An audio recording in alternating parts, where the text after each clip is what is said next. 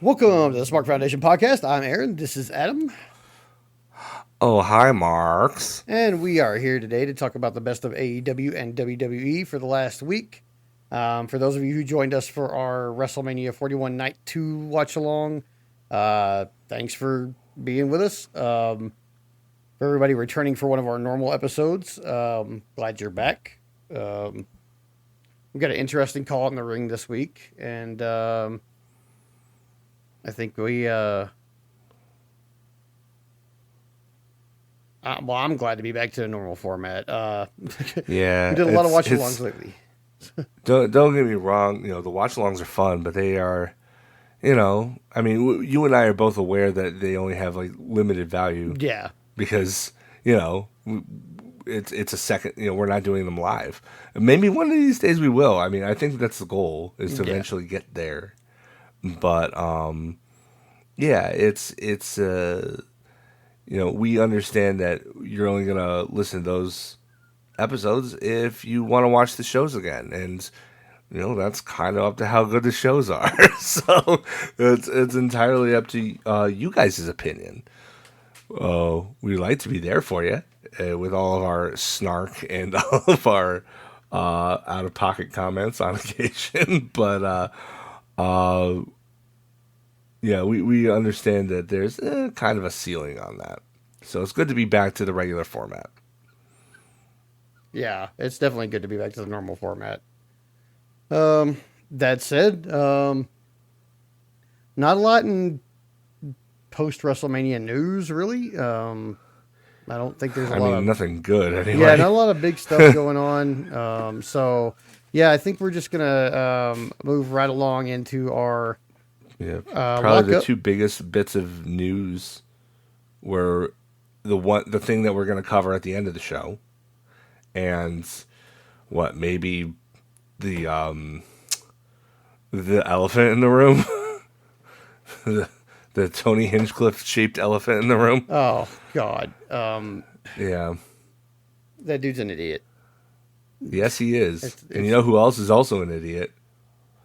Paul Heyman. oh God, dude. Man, like, good. Ugh. I saw that. I saw him making the comments that he made in the political climate that we're in on a platform like ESPN, and I just could not. Like, I on the surface level, I kind of know he's not a good guy.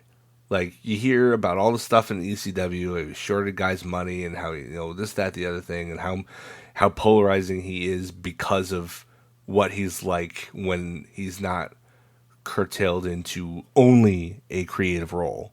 You give him any other responsibility than that, and he's gonna shaft you, basically. But like, you kind of forgive that because he's like the greatest manager who ever lived, and arguably the greatest talker wrestling has ever seen. Yeah, And then he does something like this, and it's like, oh no, oh no. It kind of makes you confront that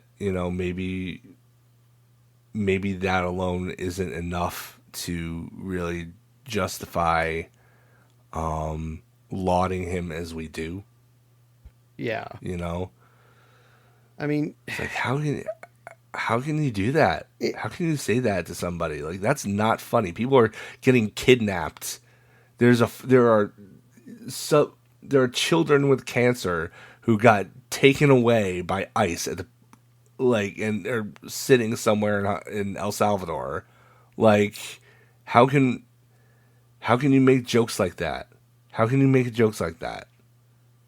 Those aren't funny. I don't It's know. just I never grew out of the '90s edgelord crap, I guess. I guess not. I don't know.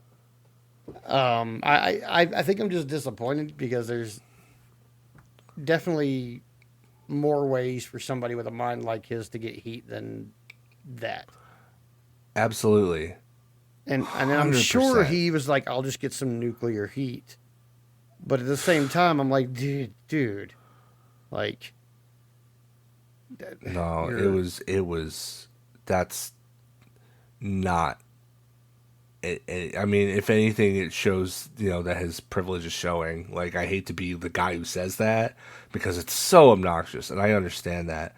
But it's like, well, it's not going to affect this guy, so he's not going to, have any problem saying it because he's not going to see the actual consequences of what he's quote unquote joking about. Yeah. Yeah. Yeah. I don't know. I can't. I haven't read over any of the like actual um like transcripts from the roast, mostly because I don't want to. Oof. You Um, really don't. You really, I've heard really about it don't. on It enough does. channels that I'm like, I don't really want to. Yeah, I mean, this is kind of a separate issue, but yeah, like it's somebody that posted on Blue Sky. And I can't remember who because I really should like bookmark these. So when I bring these up on the show, I'm not just saying somebody. I'm actually crediting somebody, but they put it really succinctly. Like I think it was Bix actually. I think it was David Bixenspan. He's like, aside from all of the grievances aired and the bad taste and this that the other thing, the thing that's struck him the most about the roast was that it wasn't really a roast. Like there was no, they were making fun of people, only people who weren't there. They didn't seem to be getting consent for these. There was no agreement that we're going to take jabs at each other and it's all going to be in good fun. Like it just seemed like a big errand of grievances against people who weren't even there. Yeah, Like that's not a roast. That's like a twisted Festivus. yeah, Like it's awful. I can't even believe I'm saying this, but poor Charlotte. yeah. Like, jeez Louise, she seemed to be like one of the biggest victims of that verbal onslaught. Like, damn, oh my gosh, like, I don't know. I just Uh, bet they won't do it again. oh, Um, they better not. yeah, they probably won't do it again. They took great pains to try and keep this off the internet, and it still got there. So I don't see any reason why they would or should even Well, consider doing it again because it will get out. I mean, the thing It is, will. like, they try to keep it off the internet, but like, it's a WWE event during WrestleMania week, and you're selling tickets. There's going to be people there with phones. There's going to be wrestling press there because they're the big outlets like Fightful or What Culture or whatever. They're going to send somebody to go cover that event if they're not all going to it already. You know, they can't expect things to not get out. Like I mean, you just can't these days. Um, No, it's absolutely. I mean, you have to expect it. You have to expect it. You have yeah, to prepare for it. How they were not prepared for it. Like this whole thing just seems so slapdash. Like, oh yeah, you just do this and do whatever. It's like, do you have any idea how something like this even works? yeah, Like, clearly that d bag Tony Hinchcliffe doesn't know how it works. no, no, and I And wouldn't be honestly, handing him like, a do whatever budget anyway. I can't believe that Gabriel Iglesias was part of this. Like, Ugh. I've seen that guy every single WrestleMania I've gone to. I've seen him somewhere during the week. Like in Atlanta, he was a few rows ahead of us with his whole family. He was in an enormous sombrero and serape. It was a WrestleMania serape. Like it had like everybody on it. It was actually really funny. In New York, he was at Ruth's Chris when we went to Ruth's Chris Steakhouse for dinner, and my friend Al, uh, who was an aspiring stand-up comedian, wanted to go over and try and like shoot a shot, but like he got shot down real fast because he was with his whole family. Like, Yeah. don't do that. Uh, and then Santa Clara, we saw him. I want to say at the NXT show that they had there. It was like the very first. Essentially, it was like essentially the first NXT house show Hmm. they had attached to that, and we saw him in the crowd somewhere. I think. It's like, but I've seen that guy like every single every single WrestleMania I've gone to, and other than telling off my friend, he always seemed like a guy who was just kind of there to be a fan and happy, and now just his involvement in this is just, it gives me the squick. Yeah, yeah. Yeah, I like Fluffy, but I don't like this. yeah. I've just seen a lot of reporting on it. I haven't really read the transcripts, but I mean, besides these being like separate incidents, um, I think it's kind of a general, like, kind of a like these are both the same thing from the same company. Like, why do you keep doing this? Like, why? Well, they don't know where it's like a toddler. You don't know where the boundaries are until you press up against the wall. You know, They're trying to see what they can get away with, and the only way to do that is to test those boundaries. I mean, it's crazy, but like, is it weird that like Vince is a piece of shit, right? We all know he's a piece Absolutely, of shit. Okay, 100%, 100% piece of shit. All right, but 1,000%. and this is not me defending him. Okay, this is 100% not me defending him.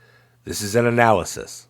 Vince knew when shit was bad for PR, Yeah, and he would nip it in the bud. yeah. That was one of the things he was really actually very good at. If Vince was in control right now, that Tony Hinchcliffe Raw appearance would have caused that fucking roast to be canceled. Yeah, 100%. yeah. I believe that Because Vince knew what was that. bad for PR. I mean, if he didn't, he wouldn't have had, NDAs and all that shit in place trying to make sure the bad PR never got out. Yeah. But at the same time, a lot of this shit would have no.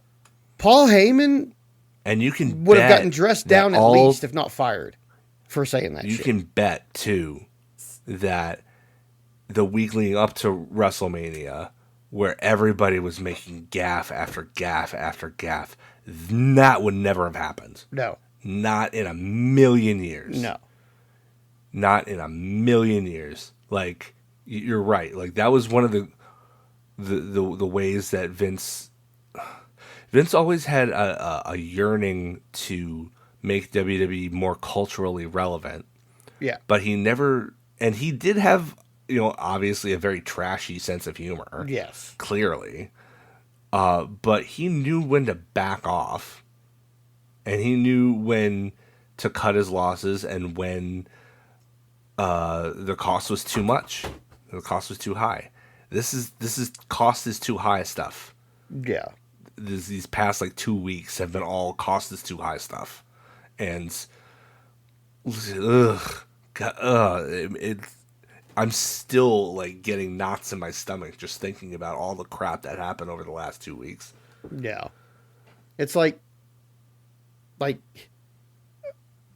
Heyman would have either been told not to say that shit or been dressed down for saying it afterwards. Tony Hinchcliffe's appearance on Raw would have resulted in that whole thing getting canceled.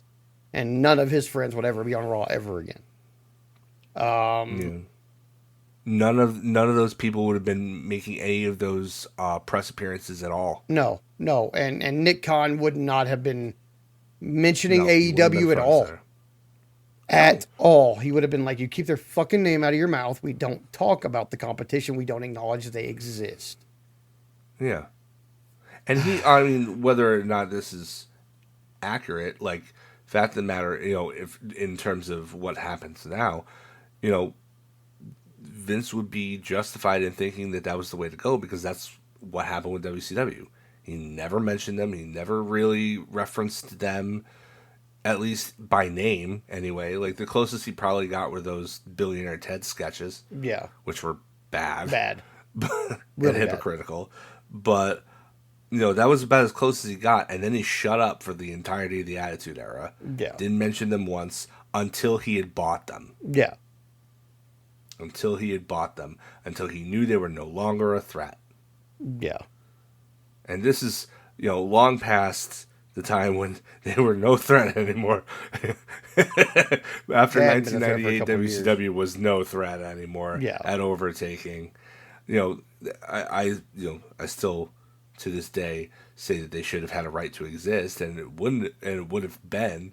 They would have been existing for a lot longer had it not been for Jamie Kellner not liking wrestling at all. Like, he found a reason to get rid of him because to satisfy his own personal distaste for it. And Yeah. that's don't let anybody tell you anything other than that. That is the only reason that WCW died when it did. Yeah. Only reason. Yeah, ratings were down, but guess what? They were down. They were still like the most valuable ratings getting original property that TNT and TBS had. Yeah. Like, they weren't just gonna get rid of it if anybody but Jamie Kellner were at the helm. Yeah. If Ted still Point had a say being at that that- point, it would have been fine. Yeah. Oh yeah, Ted was on record many, many, many times saying that wrestling will always have a place on his networks as long as he has anything to say about it. Yeah. And then he didn't have anything to say about it. Yeah. he didn't have any pull anymore after the merger with AOL. So, womp, womp, womp. Womp womp. Yeah. But yeah, like, that's, for all of his many, many, many, many, many faults, Vince always kept a much tighter lid on his PR.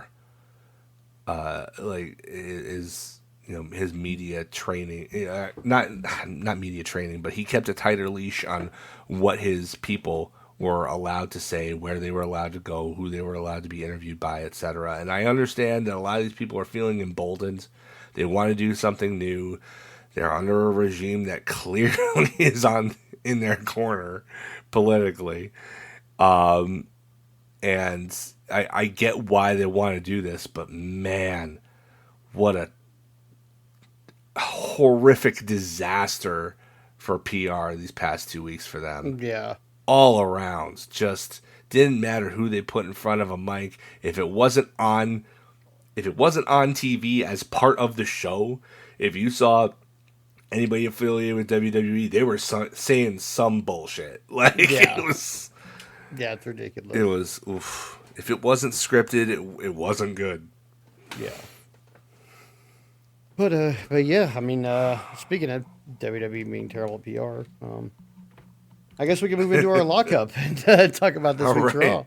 Raw. It's our Yeah, let's do that. Raw after WrestleMania. This is normally a big deal. So, and some things happened. So, I mean, we open up with, the typical WrestleMania video package, letting everybody know kind of what happened. Then John Cena came out with his new basic graphics and I guess the music, but being turned down, I guess it seems turned down. He's got the basic graphics. It's just black screens with John Cena written on them. And it's the music just doesn't seem like they're playing it as loud. And the crowd is definitely still kind of split 50-50, it seems. Despite this just right now going over like a fart in church. This angle's terrible. I mean, to be fair, it's a lot of the same crowd that was at WrestleMania who went specifically and cheered specifically to see him break the record. They wanted to be part of history. They got that. They're still happy about it. Doesn't surprise me that you're getting that split reaction. Yeah. So he was, same old, you're still terrible. I'm going to ruin wrestling type stuff. He's going to be the last world champion. He says he's got 26 dates left or something like that. And he's going to walk out of here with the title. And he will be the last real champion ever. The crowd, he starts blaming the crowd again. They chanted, "We're not sorry." And then when he said they mean nothing to him, they changed the chant to "asshole." Well, he finally got what he wanted. He wanted the heat. But then it seemed like he was just kind of going on, and then I realized why, and it was because Randy Orton climbed under the bottom rope behind him, and he got an RKO out of nowhere. So that's our next feud for the title, is going to be Orton and Cena. To be fair, Randy Orton did beat a world champion at WrestleMania. Mm-hmm. So that would put him in the number one contender spot in my eyes. Yeah. He did a little too handily for my liking, but he did do it. Right. So then we have this Okay, so I liked this match, but I didn't like this segment, and here's the deal. Okay, and you're probably not gonna like it either. Um, Next we have Lyra Valkyria and Becky Lynch versus Liv and Raquel again. Yay. Oh no. Title rematch. Immediate rematch. Immediate rematch. I already know something funky's gonna go on. Well, something funky did go on. And Liv and Raquel won their title back. Who are they, the Miz? At which point Becky blamed Lyra and turned heel on her. Okay. Alright. And beat the crap out of her. This is for Lyra's benefit. Oh yeah, this is going to be for Lyra's benefit for sure. But because these two do have history in NXT. Lyra's the one who beat Becky for the NXT title. So, okay, so there's some history to go on here. I wish they hadn't gone about it this way because it seems unnecessarily complicated. But I guess there are worse things he could have done, but like this seems like they were out of ideas. Yeah. It's like they're like, oh well, we want to bring Becky back. Well, we know she's gonna. You know what? They know she was gonna get a big pop because they already did this with Bianca. So they're okay. Well, let's ride the wave of that pop, and then we'll turn her the next night. Yep. I can see the logic in that, even if it's, meh. Yeah. So I just don't think people want to boo Becky Lynch. No, it doesn't seem like they do, but like, yeah, I don't know. We'll see how that kind of pans out next week on Raw because it wasn't really that long. The match was good though. Liv and Raquel, solid tag team. Becky and Lyra were a solid tag team, I guess. Individually, they're good. They're good together. They know enough about each other that they were able to do some tag team stuff. But yeah, Lyra takes the pin here. Becky gets pissed. And was there like at least heel chicanery, or was it clean? A little bit of chicanery. Okay, well that softens things a little bit of keeping Becky out of things, and then Lyra taking the pin. Well, I just don't like when the champion gets pinned. The singles champion gets pinned in tag matches. Like I know they do that specifically to set things up, but like if you can soften the blow with heel antics, that would be better. Yeah. And so they don't have to lose clean. Yeah. So then, after that, we get the New Day. They come out with their new tag team titles. They're cutting a promo, and they're interrupted by, I guess, Alpha Academy is what we're still calling them. But it's, Otis and Akira Tozawa and Maxine Dupree, and she's like, hey, these guys, you've never been able to really beat these guys. They deserve a tag team title shot. And it looks like we're about to get Alpha Academy and New Day for the tag team titles, but then this music plays that I don't recognize, and Rusev shows up. Only a matter of time. And they're back to calling him Rusev. Happy Rusev Day, by the way. Yeah. He comes out. It looks like he's going to just kill everybody. The New Day bails out. But, Tozawa and Otis are just standing there kind of looking like dummies like they normally do. Yeah. But he goes to, I guess, beating on Otis. Tozawa tries to, interfere in that and gets beat up himself. And then Otis gets put in the Accolade? Yeah. Is that what it's called in WWE too? In WWE, it's the Accolade. The Accolade, in yeah. AEW, it's Game Over. Okay. Yeah. So, yeah, he gets put in the Accolade for a really long time. And then that was it. Coming back from commercial, we've got Io Sky. She comes out. She's celebrating her big win at WrestleMania. She's in her gear, so I'm assuming there's going to be a match here. Yeah. And then she's interrupted by... It's usually a tell. Yeah. Then she's interrupted by Stephanie Vaquer. Ooh. So we get Stephanie Vaquer versus Io Sky. They're giving her the hard push, aren't they? I believe they are. Yes. I mean, don't get me. I've seen Stephanie Vaquera in person. She's every. I mean, they're getting their money's worth when they signed her, Yeah. even if they lowballed her, which apparently they did. So, So this was actually a really good match. of course it Both of was. them Given the talent showcasing who involved, they are. You know, I please. mean, yeah, That's a given. it was a good match, and then it ended when it was interfered in, which sucks. I hate what, but I mean, come on, but they're both champions. Who's going to win this Yeah. match? You know, but Julia showed up and attacked Stephanie Vaquer, and Roxanne Perez took out Io Sky. So this was an ad for NXT. Yeah, basically. But then Rhea Ripley came out, and this segment ended with her having a stare down with Julia, which I think would probably be a good match. I mean, I know of Julia only by reputation. I've never actually seen any of her work, but I've heard she's stellar. So I think people hype her up beyond. Other, I think people hype her up beyond what she is, but she is solid. It's just they act like she's the best thing since sliced bread, but like Asuka exists. So you know, it's like, man, I hope she comes back soon. I don't even watch WWE, and I hope she comes back soon. Yeah, I hope I so. love Asuka. She's a queen. Love her. Oh, she's an empress. My bad. Right. she's the empress of tomorrow. In fact. So then we have Jey Uso's championship celebration. He comes out. He's talking about how thankful he is, how he worked so hard, you know, that type of stuff. And then he's interrupted by a returning Sami Zayn, who last time we saw was package pile drivered by Kevin Owens. I guess they can wipe that off the board now. That sucked that they couldn't figure something in for him to do at WrestleMania. Yeah. But he comes out, and you're kind of like, this is WWE. Somebody's about to turn on somebody, right? You know? Yeah. But then Jimmy Uso comes out, and they just have a 5-minute celebration.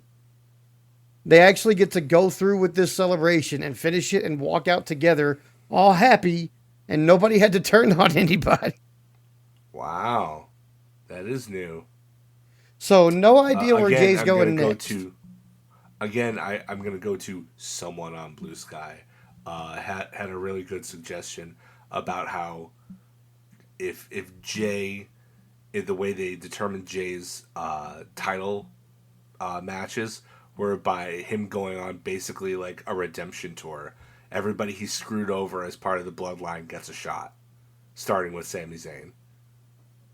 Like, I wouldn't hate that. Yeah. That's actually kind of a cool plot line. It's like the good guy still feels bad about what he did when he wasn't a good guy, and he wants to actually make it up instead of just accepting that people like him now. Like, that's actual character growth. That's honestly kind of, I wouldn't say uncharted territory, but seldomly walked territory in WWE. Yeah, for sure. Usually it's like, oh, I'm a heel now because I want to be a heel now. I'm a babyface because I'm coming back from injury, and you know.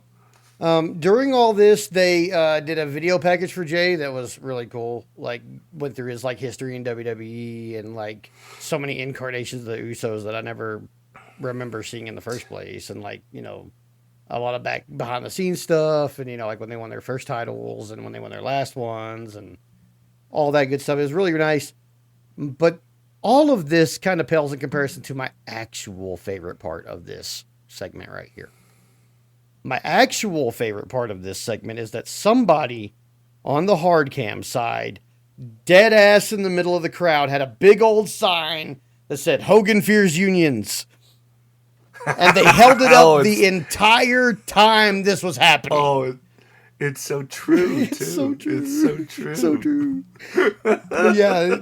Favorite part of this segment was that sign. It must have been like Jesse Ventura's illegitimate son or something. One of his like 10, probably. Yeah. Who's a like 85-year-old Cambodian immigrant because he was born in Vietnam. So Then after that, we have Dom Mysterio's very first Intercontinental title defense Oh, against wow. Penta. That was quick. Oh, okay.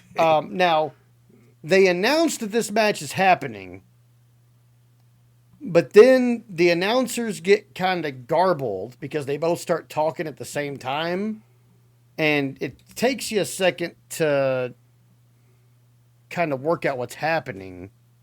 But as you kind of figure out that they're talking to somebody that is with them that you can't hear, the camera comes to the desk, and it's Gunther, and he's at the desk. And Gunther's pissed because Well, not only did he lose his title, but Michael Cole's been kind of talking some shit on him. This is kind of a Shivani and FTR thing that they're doing right here. Trips. Come on, man. You can't talk crap about AEW and then just crib that crap. Now, I see. Okay, now here's the thing, though. I approve of this cribbing, and you're going to find out why shortly. Okay. Okay. Sorry, I had to wet my whistle before this one because I might go in a second. So Gunther grabs up Michael Cole and pulls him off the desk, and I am not real happy with that part. I could get annoyed by Michael Cole sometimes, but he's JR for the generation right behind me. He is. Yeah. And it's not like he's, heel Michael Cole anymore where he was just insufferable. Right. The insufferable one on that team is named Pat McAfee. Yeah. Now, the reason why I am okay with this cribbing is because of what happens next. So, Pat McAfee comes off the desk, and much like Nigel, he tries to protect his partner. In McAfee's case, though, he is stupid about it in a way that Nigel wasn't. And he just runs up and like Superman punches Gunther. Which, first of all, Pat, you're not Roman Reigns. So this isn't going to work like you think it's going to work. And it's enough to get Gunther off of Michael Cole, but not enough to get him away from Pat McAfee. He then proceeds to grab Pat McAfee, put him in a rear naked choke, wrap the legs around, and drag him to the floor and choke him until he turns purple. Legitimately. Okay. You're right. This is why I was okay with this cribbing because, he choked the shit out of Pat McAfee. And Gunther, if you ever managed to hear this, you didn't choke him for long enough.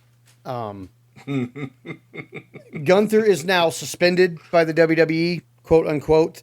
He did request some vacation time after WrestleMania, and he was granted. So this is how they got him off TV. Isn't that nice? Isn't that nice how, for all their faults, and they have proven very, very recently that they have many faults, but isn't it nice that under this new regime, people can actually get some time off now? Yeah. Yeah. Like, that's one of the great things about got to give it to them where, give the devil his due. At the very least, people aren't like, being ground into dust for 300 days a year. Yeah. If they request some time off, they may very well get it. Right. So he chokes out Pat McAfee. They sub in Joe Tessitore, like when they come back from commercial. Adam Pierce tells Michael Cole, like, you don't have to go back out there. You just watch that happen. And Michael Cole, to his character's credit at least, is like, no, hell no. This bully's not going to stop me from doing my job. So good on Michael Cole and his character for that Good decision. for Adam Pierce. Good for Adam Pierce also. He seems to be playing this role rather realistically. Yeah. So and it shows that the Adam Pierce character isn't just some mean old guy who is exasperated about everything and says that he needs a drink every now and then. Like, he actually has a human side too. Like, that's something for him. Yeah. That's not something that I don't think they've given him before. Right. So it's good for him. Michael Cole, very good at being concerned. Joe Tessitore, very good at playing like the straight man in a like crisis situation, I guess. Really Yeah. good segment all around, really. I mean, besides the fact that I just really enjoy watching Pat McAfee get choked the fuck out because I hate him so much. Like this is one thing that people would be like, this was kind of unnecessary. But really, if this was what we were using to write Gunther off TV, this is perfect And because you would assume McAfee. yeah. Well, I don't know how long he'll be off TV. We'll see on Monday, I guess. If he's back. So then we've got Tessitore and Michael Cole, and now we've got our Dominic Mysterio and Penta match. This was pretty much a banger. I mean, it was just it was a banger match. First of all, Penta's really great. Okay, I think we all know that I think that. Anybody listening to me, Yes, he is. yeah, anybody that's listened to our show in any capacity before and heard me talk about Penta knows that I think he's great. I just love Penta. Well, hold on. He's much different than any other mass luchador that I can think of, honestly. Like, he just has his own style. He has his own incredibly unique charisma. Just like the little strut thing, the walk that he makes down the aisle and everything like that. Everything he does is just so unique to him. And and as a bonus, he's excellent between the ropes. Like, he's just a very unique person. And I'm glad that he is finding success. Yeah. So he brought out, like, him and Dom have really good chemistry. Like, just Penta is obviously doing most of the heavy lifting here. Obviously. Yeah. He's the journeyman. He's been around a lot longer. Dom's just not as skilled as Penta is in the ring. That's just all there is to it. But Dom, of course, brings, Carlito, and he brings Finn, and the whole time I'm thinking the whole time I'm thinking Finn's gonna screw him because of how the match went the night before. So I'm just like waiting. I'm waiting for Finn to screw him over. And then Finn gets kind of shit canned by Penta when they're trying to do like what seems to be the end of match fuckery. Right. Carlito and Finn both get kind of shit canned by Penta, and I'm like, oh well, great. Well, Finn got shit canned. Is he going to just pop up at the end and screw Dom out, or what's going to happen here? And Finn oddly just sat there and kind of watched while JD McDonough showed back up and helped your Dom favorite get the win. I don't like this little bobblehead, but boy, God, I am two things. One, mad respect for finishing that match after you cracked your ribs and your skull on the freaking table. That bump was hell, dude. So the dude bumps like crazy too. Yeah, mad respect for finishing the match after that. But now you're already back. Like, if I'd cracked 2 ribs, I don't know if I'd be back yet. So especially like that and the concussion on top of that and all the other stuff that he got, like, I might not be back yet, but here he is. So that right now, I think we're Rusev and JD McDonough, and Becky turns heel is our big like post WrestleMania surprises so far. Right. Pretty good. But after that, we had a really short.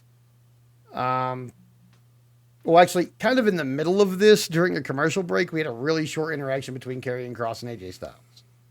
And it looks like we're going to get a Karrion Kross and AJ Styles match sometime in the near future. I mean, that makes sense, all things considered. Yeah. But then, as WWE's been doing on Raw lately, that was our main event match, and now we have another segment. And this is where we get our Seth Rollins and Paul Heyman after WrestleMania segment. Rollins is, doing his typical thing. Heyman's doing his typical thing. I mean, there wasn't a lot of new stuff here with these two. They just combined their bullshit, basically. Doesn't look like what Paul said has affected his role, weirdly. Or I guess maybe not so weirdly. I don't know. Things are getting weirder, and we all know where this eventuality leads to. But Punk shows up. He kind of immediately, like, he goes after Heyman instead of Rollins. And he starts getting... Well, yeah. And then he starts getting beat up by Seth Rollins. And then Roman shows up. And Roman... Oh, he actually deigns us with his presence, does he? Yes. Roman shows up, and Roman goes... Like, he kind of shit cans Rollins. He goes after Heyman. And Heyman... I forget what exactly happened right here, but Roman's trying to go after Heyman, and then he turns around to getting a spear from someone in a black hoodie. Oh, the ever trusty black hoodie. And black hoodie comes off, and it's Braun Breaker. Oh. So now it's Seth and Heyman and Braun. Okay. Which Seth and Braun are kind of a really interesting combination to start a new Dangerous Alliance. I mean, one of the very first factions that I can recall is the Dangerous Alliance. I hated them because I was a child. Yeah. I was 6 or whatever. But like, looking back, it's like, that was a great stable. Yes. You had Arn, you had Zbyszko, you had Medusa was in there, you had Steve Austin, you had Rick Rude. Like, these are all-timers. Bobby Eaton. They were all-timers. Right. So, yeah. Like, I don't know what they'll call this, but if we're doing a revamped version of that, I mean, they'll call it something different. Evolution was a revamped version of the Four Horsemen. They never called them the Four Horsemen. They called them Evolution.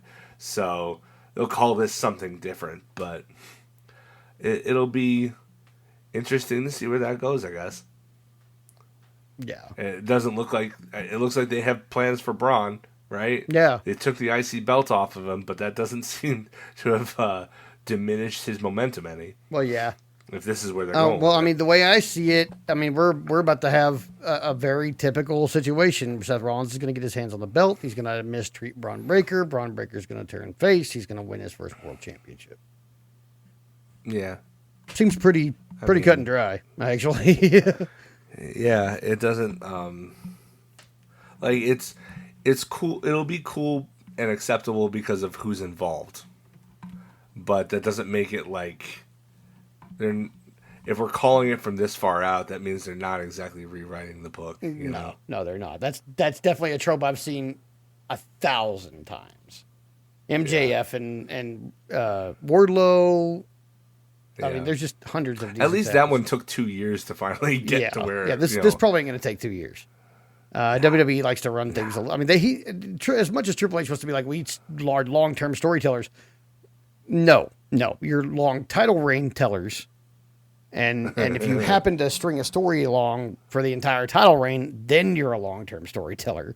But it's all about the title reign. Once you get past like 300 days, it doesn't matter what the rest of the story is.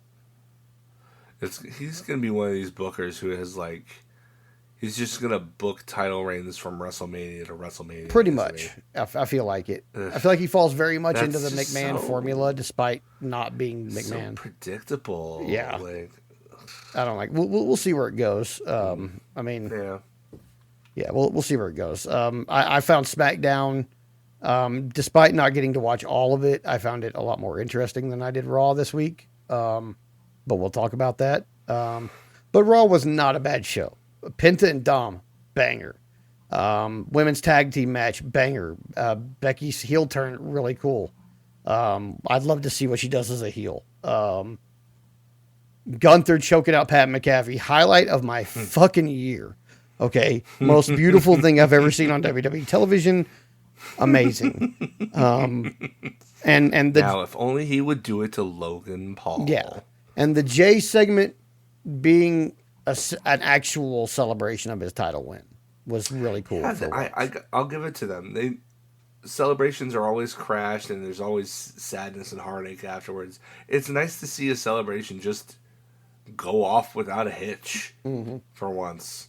That's cool to hear about. Like, just a feel good moment without any catches or strings attached. We could use a few more of those in wrestling, I feel. Yeah, but yeah, overall pretty good Raw, pretty good Raw, and SmackDown was actually even better this week. So I mean, we're back to being well-fed wrestling fans again. Because Hey. All AEW was right. awesome this week too. So, Yes, it and we'll was. talk about that right now as we go into our shine. All right. Shine is AEW Dynamite from 4/23/2025. From New Orleans, uh, the Lakefront Arena in New Orleans, Louisiana. The crowd's hot. They're ready for their big guest that was announced just a few hours before the show gets on the air. It was announced on social media that Master P was going to be there. Uh, oh, make him say, oh. And it didn't wait. It wasted no time getting rowdy, and bowdy, because he's there yeah, immediately to start the show with Tony Schiavone in the ring. He introduces the Ops. The Ops come out. Joe makes him say and then nah. Just seems like a natural fit with these guys. Yeah. I didn't know about Master P doing so much for New Orleans. It's really, really cool that he, like took over. Uh, what was it, LSU or Yeah. Something their like that. their football program or whatever, Hmm. like, and just doing a whole ton for the city of New Orleans. Like, I mean, that's dope. Like, I can definitely get behind that, and the crowd clearly adored him for it. Like, they were all about the Master P. Who wasn't though was the Death Riders, who come out and they're all like, oh, we're just gonna hit the ops from behind. Oh, last week was a watch along, so we didn't actually talk about Dynamite from the week before. So yeah, brand new trios champions, the Ops, on the record breaking Dynamite. Hook got an actual concussion, which is why he was out. Which is They why wrote he him off threw up in TV the ring, saying, apparently. "Yeah, it was bad." Yeah, bad enough to throw up's bad. Yeah. So they wrote him off TV by saying that the Death Riders attacked him before he could get to the match. So it was initially going to be just Shibata and Joe against uh, Moxley, who was already taking the place of the injured Pac, and Claudio and Yuta. But then they got Powerhouse Hobbs. So I don't know if he's an actual member of the Ops or if he's just kind of there by association. But he's a trios champion along with Joe and Shibata. So yeah, they're all out there. So when I say the Ops, I'm including Powerhouse Hobbs in that. Good to see him belted up. Good to see all Yeah, those guys belted up, for honestly. sure. Yeah. But yeah, the Death Riders kind of clear the ring a little bit, and it's just Mox and Master P, and they kind of have a stare down, and it's kind of like oddly not as tense as I thought it would be, because Master P is a big dude. Is I large. forgot Yes. that. I He is forgot that large. from his WCW run. That guy is a big dude and looks like he could definitely handle himself. Hmm. So I was not as afraid as I could be because I forgot how big that dude is.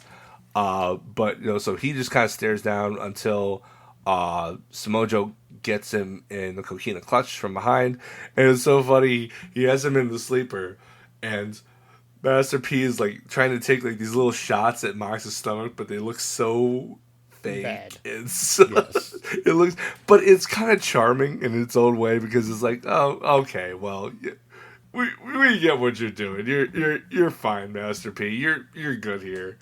It was a Um, little disappointing because I have seen him throw a worked punch in a movie that was good. So, yeah. Oh, yes. well, still, like he was out there and they cleared the ring, uh, and Moxley is so like he's like real dizzy and everything, but the Elite hit the ring, and they make the save for Mox. They got chairs and everything like that. Moxley gets to his feet, but he's like super like out of it. Like the coquina clutch was implied to have nearly knocked him out again. And it looks like he's gonna like in his stupor maybe thank the Elite.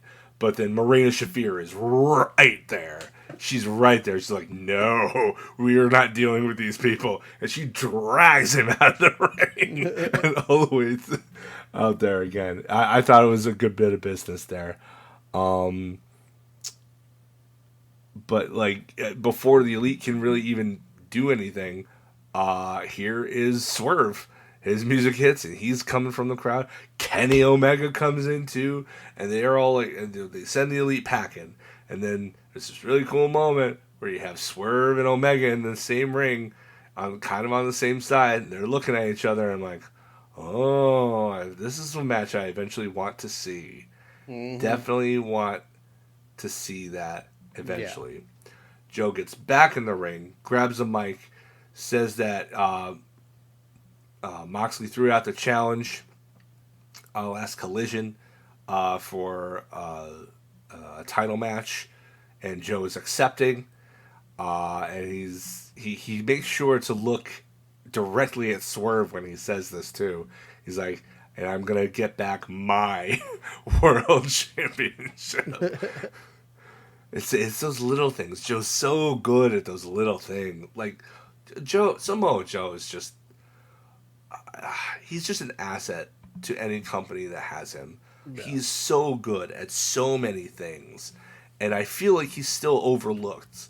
Like he's still undervalued. Like that guy is like the guy, and he's constantly like kind of. I was so happy when they gave him the belt, even if it was for just like 3 months or whatever it was, Yeah.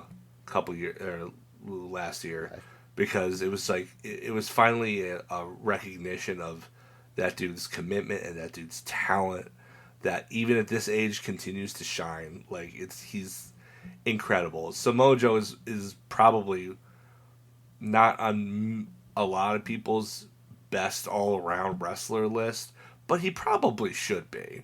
Mm-hmm. Like given everything that he's able to do well, he really should be on that list. They go to the back where Renee is with the patriarchy. Uh, Christian Cage congratulates Nick Wayne on winning clean. Clean. He won the Ring of Honor Television Championship clean from Commander on Collision the prior Mm-hmm. week. And but he does the thing that he did with Killswitch, and he takes the belt and he puts it on his own shoulder. And he's like, "See what happens when you listen."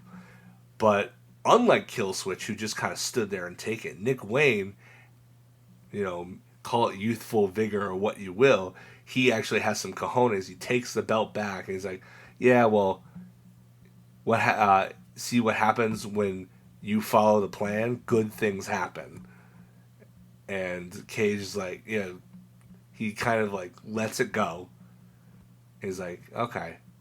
So you can see where this is going. He's like, "All right, Nick Wayne's gonna be his own man." Oh, also Christian Cage heavily implied that he had sex with Mother Wayne in Yeah. celebration of the title win. By the way, uh, just want to put that out there because that is now canon. It is now canon that it was at least implied and, more importantly, not denied by Mother Wayne that happened. Even Kip Sabian was like, "Oh, he went there." It was fun. The first actual match was Ricochet versus Mark Briscoe. One word, banger. These two are so like, what do you do with a Mark Briscoe? Like, you can't like he's he's too good to be doing this mid card stuff. Like eventually they're gonna. He has such a unique connection with the crowd. I mean, part of it is informed by Jay and everything, but like he has developed this really cool connection with the crowd, where he's like, he's just kind of a wholesome baby face, which you don't really see that much anymore. Everybody's too obsessed with being cool and being seen as cool that you don't really get the wholesome, sincere baby face like Mark Briscoe anymore. And I feel like that's really valuable, and you should act on it. Like, I don't know what you would do, because let me tell you, there is a lot of talent on the AEW roster, and a lot of it's concentrated in that main event and just under the main event scene. So I don't know where you would put Mark Briscoe, but you need to do something with him, because that dude is over. That dude can work. That dude has that connection. I don't know what his merch numbers are like, but I know he recently diversified his portfolio, so he probably is not only raising chickens, but probably turkeys and guinea fowl as well. So Yeah, probably. between that and the announcement that he was going to be a 9-time dad, do something with him. Right? I was like, God, look at that big ass tattoo of all those kids' names he has on one side, and then he turned around. I was like, oh my God. Yeah, it's like AJ does this. AJ Styles has the same kind of thing, but it's only like half of his rib cage. Meanwhile, Mark Briscoe looking all Samoan with all his kids' names on there. Like, it's crazy. It's on both sides. Yeah. But yeah, this match was great. I mean, nothing I'm going to be able to say about it is going to do it justice. Go check it out if you haven't already. I mean, Briscoe rolls through and kind of gets a surprise roll up on the win after Ricochet tries to cheat and use the ropes. Like it was great. Like put these guys together more often. They're gonna this week, in fact, but we'll get to that. Great fun match. But Ricochet is, because it was a roll up and not like a definitive, oh, I knocked you out kind of deal. He's not quite done. So he grabs a chair, hits Briscoe in the gut, and then he retrieves his trusty golden scissors. But then, of all people, Kevin Knight is out there to make the save. They are really, really pushing this kid. Yeah. Like, they must see a world of a bright future in front of him, because they are pushing this kid real hard. Yeah. I hesitate. I've seen it go both ways. I've been around wrestling long enough to know that this could go either way. You push somebody so hard, so fast out of the gate, and you could wind up with a die Rocky die situation. Mm-hmm. But if the crowd does like them, you may find yourself in we better do something big with him soon, or else he'll lose momentum and we won't be able to capitalize on it. Like, how many times have we seen in AEW people come out hot and Tony Khan just kind of halt their momentum, and then you don't see them on TV like for a month. Yeah. Like it happened with the Outrunners. We'll see them on Collision coming up later in this show. They were seen on TV for the first time in like a month. Mm-hmm. And all their momentum just like. Pfft. So I mean, it's the curse of having a big talented roster. Yeah. It's a good problem to have, but it's also kind of a frustrating one when you can't find something for everybody to do. Yeah. So I would just be very careful with how you handle Kevin Knight and not over push him too fast. But also, you are doing the right thing by keeping him on camera. You don't want the people to forget about him. Yeah. The camera goes to a shot of the crowd, and the Rock and Roll Express are here, which means they're about to get murdered. So Tony Schiavone welcomes FTR to the ring, but gets cut off by, of all people, your favorite non-wrestling personality in wrestling, Stokely Hathaway. Why do you hate Stokely? I do not know why you hate Stokely, and I want to know why. Okay. Because I find him really, really entertaining, personally. it's one of those he's good at what he does on TV, but he's a piece of shit in real life type things. Okay, so here's what Stokely's done. Besides block me on Twitter twice, you freaking burnt short stack. He probably does. He probably does that to a lot of people. Besides blocking me on Twitter twice, he played a prank. I will use that in quotes and very loosely on Nyla Rose by giving her a really distasteful cameo from George Santos. Ew. Yeah, and I just thought that was incredibly poor taste. The being who he used for the joke and then the target of said joke, it was just you could have thought that out a little bit more, homie. And it was kind of disgusting. I really hope that this is a situation where those two have like an in joke that we're not privy to. God, I hope so, because the way it looks from the outside is bad taste. Yeah. Like that, I could see that happening. Like, okay, this is an in joke. You'll get the joke, but if I post it online as well, I will get heel heat from it as well, and you'll get sympathy from it as well, and everybody wins. But I don't know. This is the first I'm hearing of it. I don't know what the situation was on the surface. Yeah. Ugh. Yeah, it was just that guy is. Let's just say I much prefer the Bowen Yang version of George Santos to the actual George Santos. Yeah. And this was right when like he was, getting ousted from Congress and all the stuff was coming out about him and about how he was, acting as a Republican, but he was actually, I guess, pretty heavily closeted or something like that. It wasn't that heavily. But now he's going to it was pretty obvious. But now he's going to prison, so yeah, I just thought it was in poor taste. Wasn't he like running from the law in Brazil or something like that? Yeah. Like, ow. But yeah, I just thought that was in that. poor taste. So okay, well, I'm glad that I have this backstory now because I know that I've seen you take shots at him online. I never understood what the deal was, and I now that he's back, I had the opportunity to ask, and I wanted to. Yeah. Apparently, this pairing was talked about for a long time, from what I understand, backstage, giving them and to be fair, Stokely going on and spitting facts in his promo that he cuts. Yeah. Like he just says, he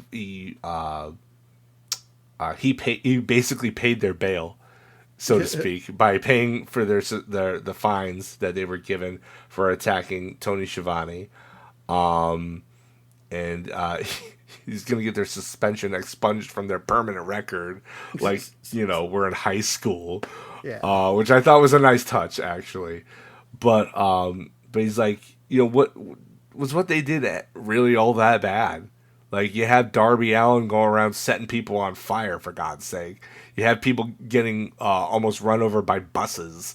Like, and, when put in that perspective, yeah, you know what? What FTR did wasn't really so bad, ultimately. Like, hitting a referee is not attempted murder. No, it's not.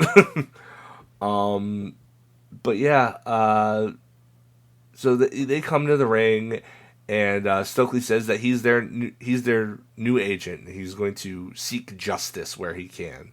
So, okay, I mean, it gives him something to do. I mean, he had been off TV for like 6 months or whatever. Yeah. Then Dax calls the Rock and Roll Express to the ring. Now, you got to remember, the last time we saw the Rock and Roll Express, they were kidnapped and beat the crap out of by the Death Riders, basically for their association with FTR. Yeah.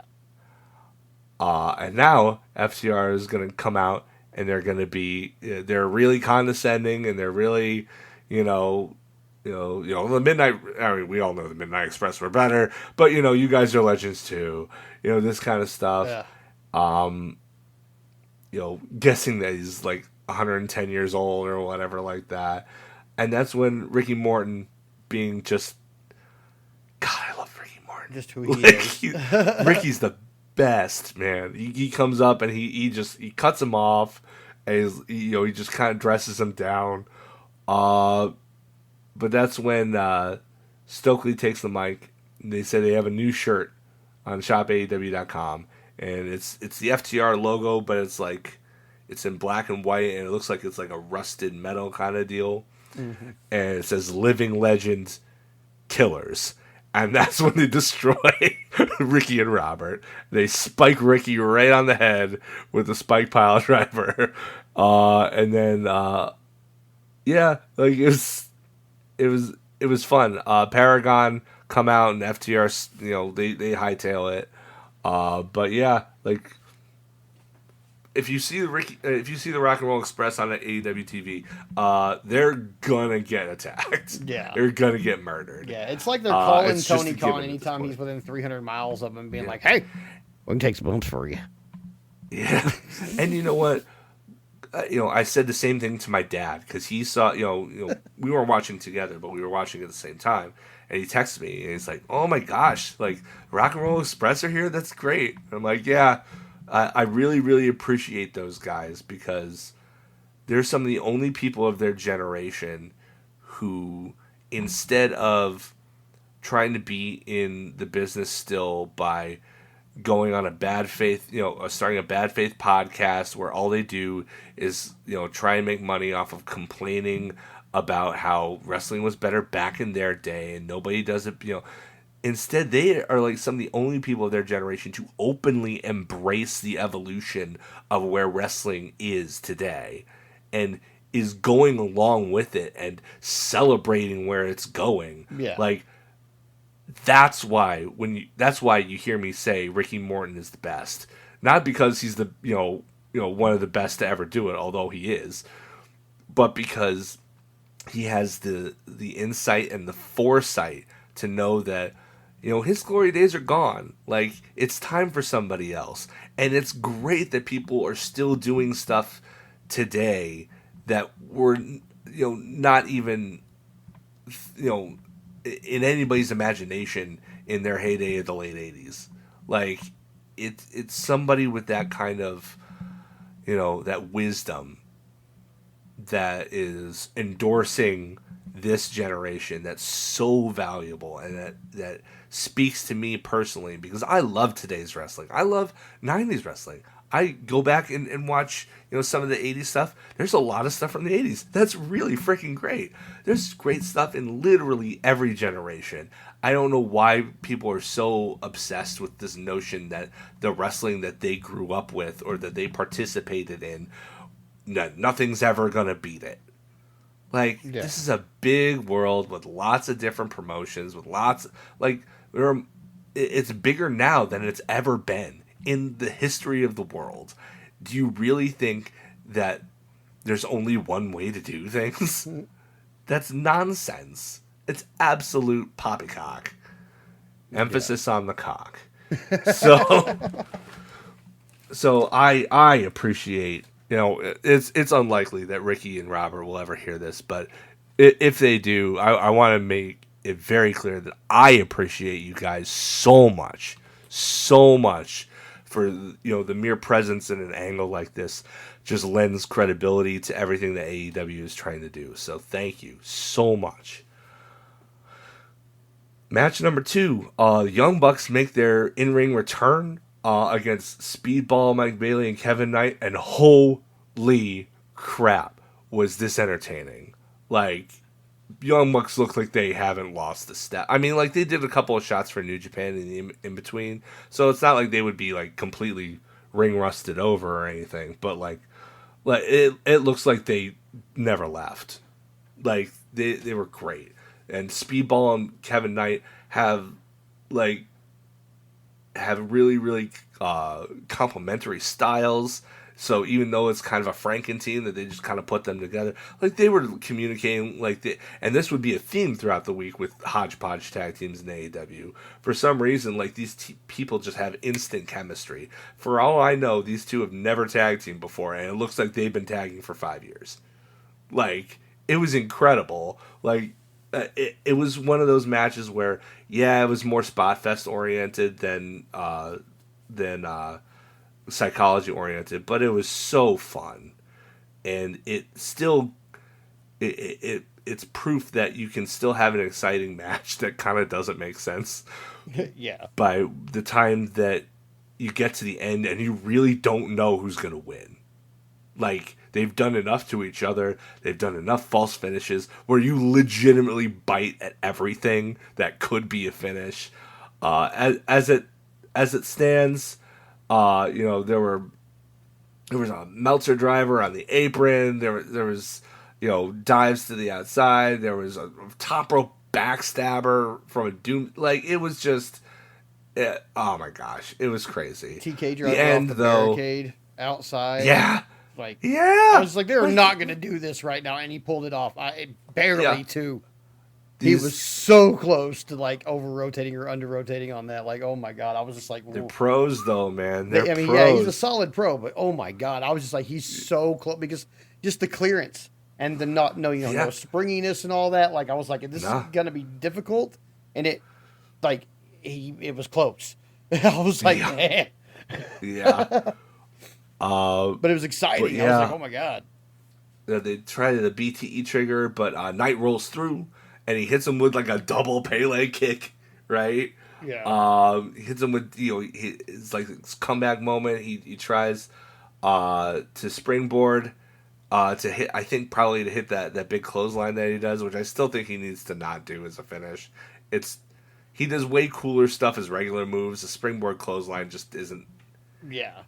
Despite the hops that he gets with it, because that dude is probably made of spring. Yeah. Like his body is just it's three giant springs in a trench coat. Like he's got some slinky DNA in him. yeah, exactly. But it's at the end of the day, it's just a clothesline. Yeah. AJ gets away with the forearm because he knocked out the Miz's tooth, and that's all I'll say about it. Yeah. But yeah, he's getting up to try to springboard, but Ricochet comes back from earlier tonight. He provides a distraction. Knight falls to the BTE trigger. Boom, boom, boom. 1, 2, 3. The Young Bucks probably should have taken this. It was their return against a Franken team. Yeah. But that being said, they did their damnedest to make sure that everybody looked like they could win at any time. And really, that's all you really want, right? You want that suspense. You want that lack of predictability. I didn't hate it. And yeah, it was great. Yeah. Renee's in the back with Tony Storm and Luther. She's in her very own way. She throws out an eliminator challenge to anybody for Collision, and Queen Aminata is back after being injured for a little bit, and she says that I'll take that match, and I'm like, yeah, all right, yeah, okay, yeah. I'm fine with that, totally. So that's set for Collision. Hurt Syndicate make their way to the ring, and MVP says every tag team they've beaten since they become champs has disappeared. And he's not wrong. I mean, they're kind of wrong. Like Big Bill and Brian Keith didn't like disappear, but like, yeah, I mean, the Outrunners wouldn't show up for another couple of days after this. Yeah. What was the other team? Gates of Agony. Well, yeah, but that was only a week. Guns. That's not long enough to determine whether they disappeared. Yeah. That's just maybe they didn't get booked this week. Yeah. The Guns. The Guns. Back. Yeah, where are the Guns? They haven't. They brought them back. There's a lot of fanfare, and they have not been back since. They haven't been on TV in like 2.5, 3 months. Where are the Guns? No idea. did Jay White get injured and they decided, okay, we'll just all bring him back as a unit since we were probably going to put him back together anyway? Is that what's happening? That's the only thing I Maybe. can think of that makes sense. Oh no. Like, but like, what are we doing? Where are we going? Right. They even had like a big couple weeks to hype them their return and with video packages and stuff like that, and then all of a sudden they lose the match and then they're gone. I have no idea where they were. Yeah. Yeah. You got to Where get they those guys are. back on TV. They got one of the coolest entrances in wrestling. I mean, They you do. got to Like give them I'm back. not like they're not like my favorite tag team or anything, but that entrance, man, they feel like big freaking deals whenever they Yeah. come to the ring Yeah. because of that entrance. It's crazy. Um, but yeah, uh, as soon as MVP wants to give Bobby the mic, though, here's MJF, and he's like, "Okay, I need 3 thumbs up. What do you got? I know MVP is 1. Shelton Benjamin makes 2 because he finally came around, I guess, and then Bobby Lashley, he's like, it's very clear he's gonna give a thumbs down, but he's like doing the thing in the middle, and MJF is like, wait. I brought this car. Like you saw it because they showed him arriving, Yeah. and uh, the usher was was that Chuck Taylor? It looked like it was Chuck It might have Taylor. been. Like why would they do that to Chuck? No idea. Like if people know you, like you shouldn't be in this role. It should be a local talent that nobody knows. Like that should be in the role of the guy that MJF just kind of messes with. Like it Yeah. shouldn't be Chuck Taylor. Like you people know you. Right. But it looked like Chuck Taylor, whoever it was he pops in the keys and he makes his way to the ring in a video before he makes his way to the ring. So everybody saw the car that he arrived in. Yeah. So he's like, Bobby, you give me a thumbs up. That ride's yours. And he's like, really?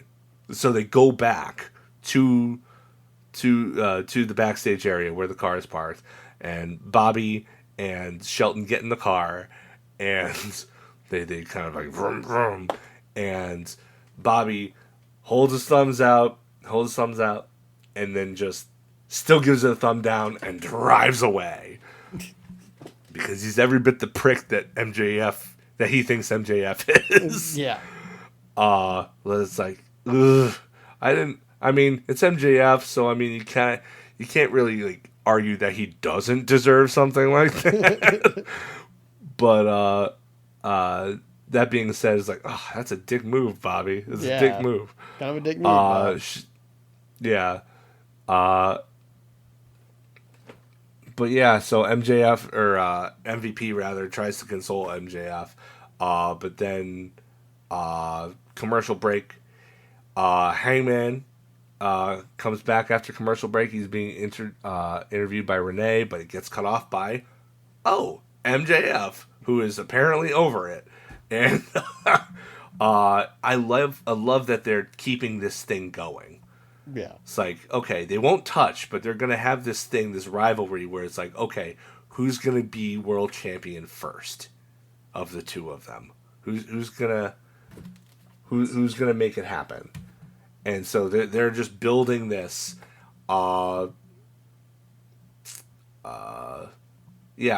Paige questions what being part of the Hurt Syndicate will even do for MJF in terms of getting a title shot, which I kind of have to agree with.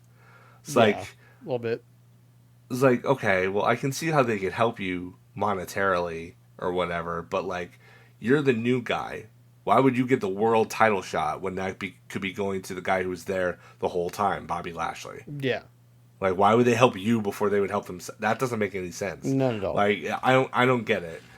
But and MJF retorts with like, well, you're a great professional wrestler. I'll give you that. But if you win the Owen, you're gonna do what you always do and choke. Ooh. And so it's like, I mean, that's so I don't know. I don't know where this is going, but Yeah. I like it.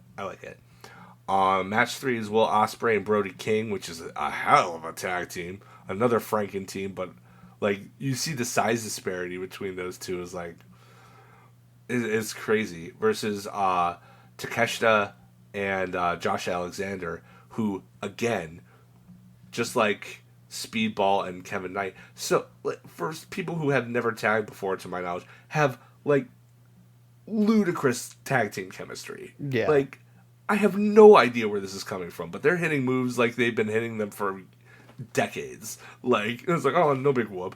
Like this was another great match too.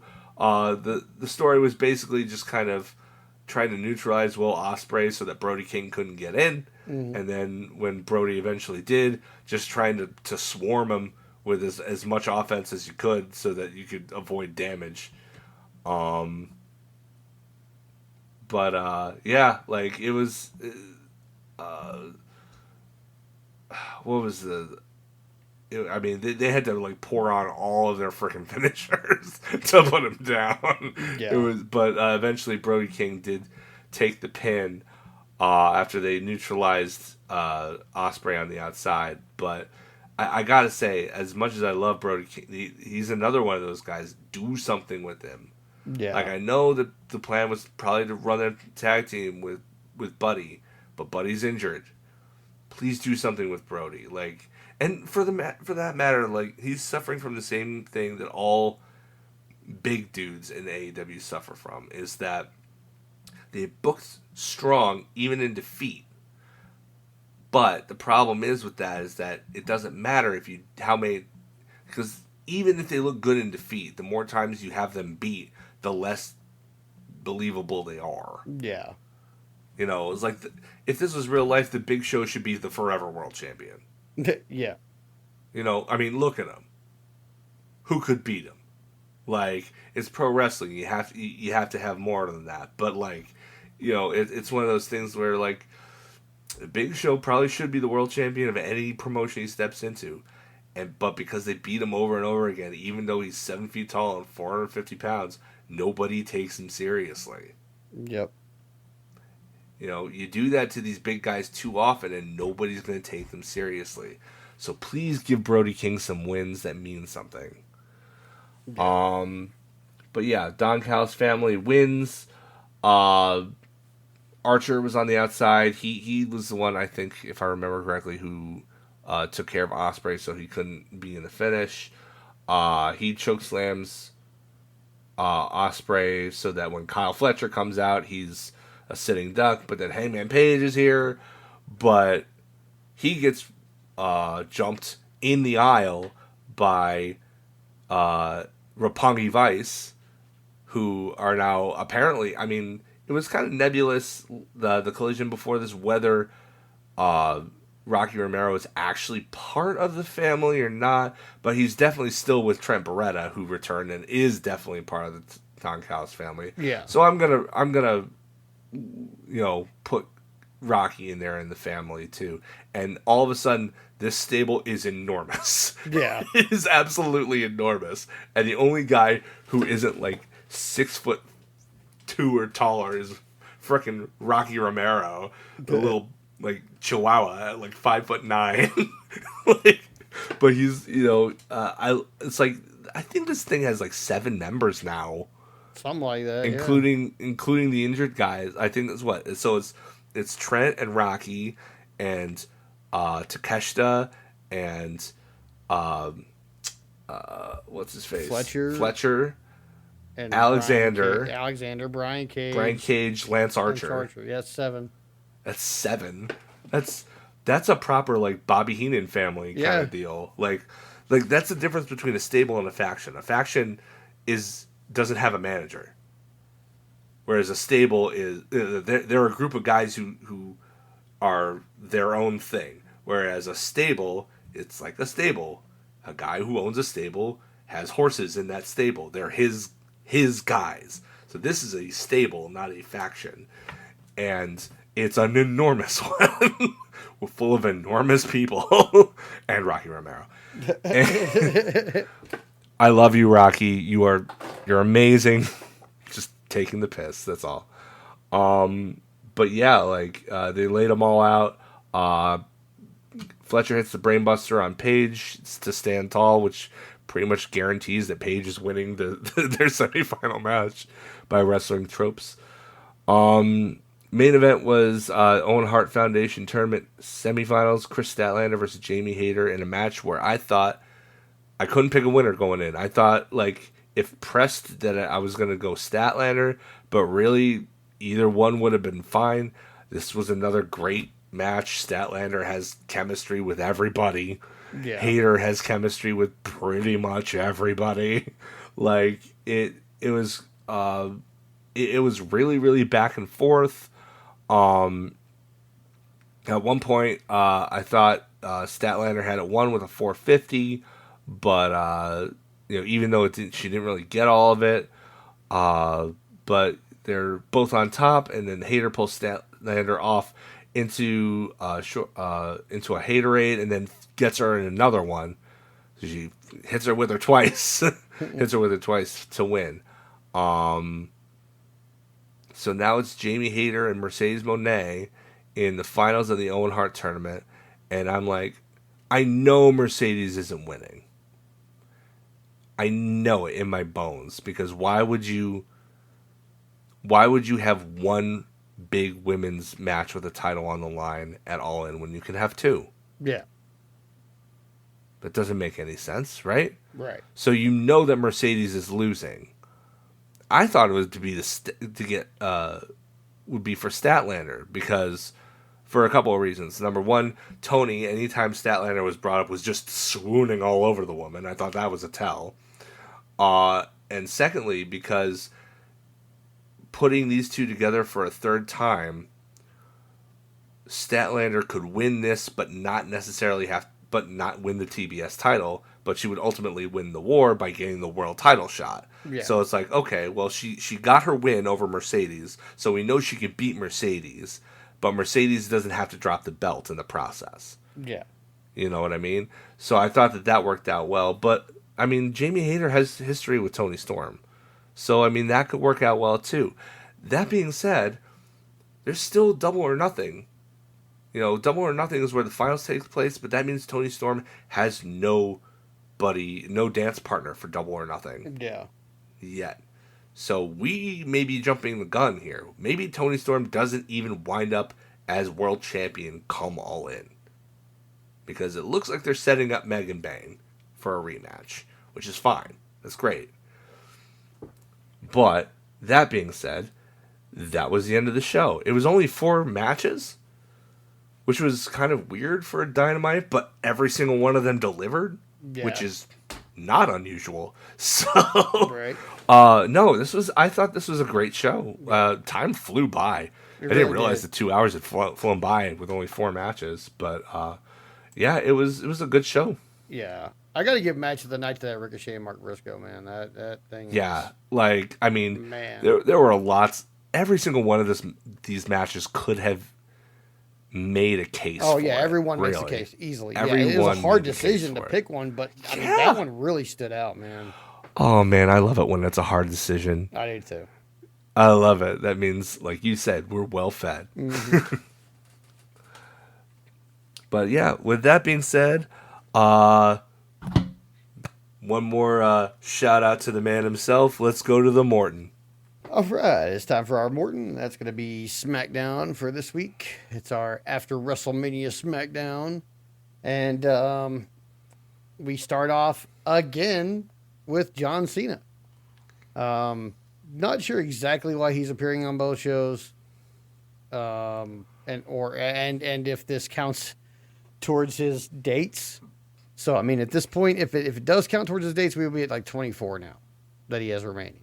Because he's like counting what a down. heel move, right? Yeah. Show up as often as you can to burn out those dates and get to the title vacation. Yeah. As quickly as you can, right? Right. Because we deserve nothing. So they've announced the last week before WrestleMania, they announced the main event for this show, which is a tag team title match, Triple Threat TLC, with DIY, Street Profits, and who was the third team? Motor City Machine Guns. This should have been on WrestleMania. Okay, Yeah, I was guys. just gonna say, why wasn't it on No WrestleMania? idea why that wasn't on WrestleMania. It should have been. That would have been Um, better than half of what was on night two. right. So then they're talking about that while Cena's making his way to the ring. He gets in there. Randy Orton comes out. They kind of have a back and forth. Nothing really new from these two, you know. But Randy wants a title match tonight, and John Cena says no. We're gonna do it at Backlash. So that's our next title match. That's our next pay per view for WWE. Does he realize where Backlash is? I don't know. Maybe not. Maybe I not. think that maybe that was a mistake on his part. Yeah. Um, Cena ended up trying to like hit Randy Orton with the belt. Orton ducked it, gave an RKO. So Orton has pretty much been leaving John Cena laying every time they've encountered each other. The Not benefits sure. of an out of nowhere finishing move. Yeah. Um, this one's odd. I don't know. We'll see how it goes. Maybe it'll be better than the last one. Well, they got a month to build it. Then we got Los Garces in a tag match against the debuting Fraxium, who are now on SmackDown. Did they drop the tag belts? They did drop them to Hank and Tank, I think. Okay. Which I did not see, but heard was good. They did a combo Spanish Fly and 450 Splash finisher. And Fraxium, of course, gets the win in their debut. Los Garces, I mean, when they said this was the match, I knew Fraxium was going to get the win. I wasn't really surprised here. I like the Garces, but they're kind of enhancements. Or they're used that way a lot, unfortunately. They're very good. And definitely. I've heard nothing but glowing things about them. Yeah, they're definitely tag title worthy. They're just not being used to their full potential, I guess. After that, we got Tiffany Stratton versus Jade Cargill.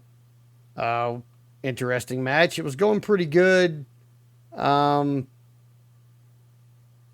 Versus Jade, huh? Yeah. So Tiffany was gonna do a moonsault and she kind of tripped up on it. But Jade moved and Tiffany kind of rolled out. And when she rolled out, Naomi ran down and attacked Jade and got DQ. You know, the DQ. So Yeah, Cargill I saw wins. that run in. That was something. Yeah, it sure was. Naomi didn't look like she was hurting her at all. Yeah, everybody's like, she's an effective heel. Where? I'm just not really in. I don't know. None of it's the vignettes that they did with her were great, but everything else has been. They were excellent. I saw those. Yeah. Those are really, really good. Yeah, they were good, but everything else has kind of been. But then, I guess Tiffany Stratton, she kind of ran Naomi off, and they got Jade kind of pushed off to the side, and then Nia Jax came up and attacked Tiffany, and I hate it. I don't like Nia Jax. I'm just not. I tried, man. I really legitimately tried. I don't. I just don't like her. So this was kind of like, there's so much better stuff going on in the women's division. Can we just put her on vacation for a while? But I mean, she already did miss WrestleMania, so I guess you got to do your job sometime. Yeah, that's true. Didn't really like it. Then we had Jacob Fatu having his U.S. title win celebration. So he's our new U.S. champ.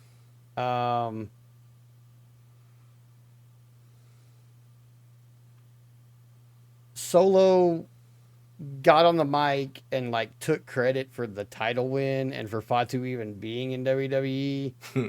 And Fatu wasn't having it. Like he basically shit canned him, and then LA Knight came out, and then Drew McIntyre came out, and then Damian Priest came out, and there was just like this big brawl, and Fatu kind of stood tall at the end of it. So I guess we'll see how this all goes. I mean, the kid's got something. They got to do something with him and keep him going. And the Oh U.S. yeah, title win for was a good sure. start. Um, then we had a women's U.S. title match with Chelsea Green and Zelina Vega. Um, she came out with her Secret Harvest.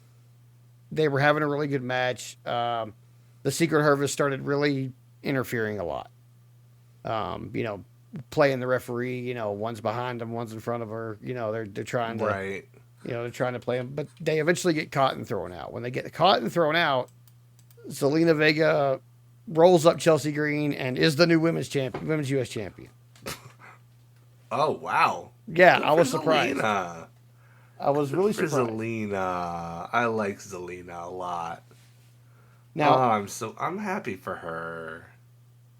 now speaking of Zelina Vega and how great this would be for her family. Hmm. You can see Next where this up, is going. we have The Miz coming out, and he's Oh. complaining about how nobody respects him. Um, just basically saying he's sick of seeing opportunities pass him up and blah blah blah, right? And then the lights go out. And then a single blue spotlight comes up, and it's Aleister Black coming out of the floor like he used to do in NXT. And Yeah, he comes that's to the such a ring and cool he sits entrance. down and gets the spotlight for a little bit longer. And then he gets up and he takes his jacket off and he's standing there across the ring from Miz. And the crowd's chanting, "Welcome back." And the Miz goes to say something and he gets his head kicked off. I mean, Yeah, yeah. pretty. I mean, we knew where this was going as soon as Aleister Black showed up. Like, Miz is about to get the shit kicked out of him. Well, I mean, I would argue that as soon as he started talking about not getting respect, you knew where it was going. Yeah. You just didn't know who would be Just didn't know involved, who but was you going to knew beat where him it was up, right?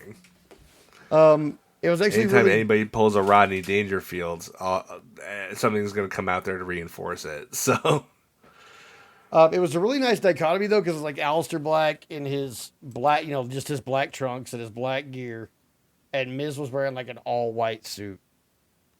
So it was just like a really nice, like like dichotomy, I guess, or whatever. yeah. Um, so then, as made earlier in the evening from the big brawl, we've got LA Knight versus Drew McIntyre.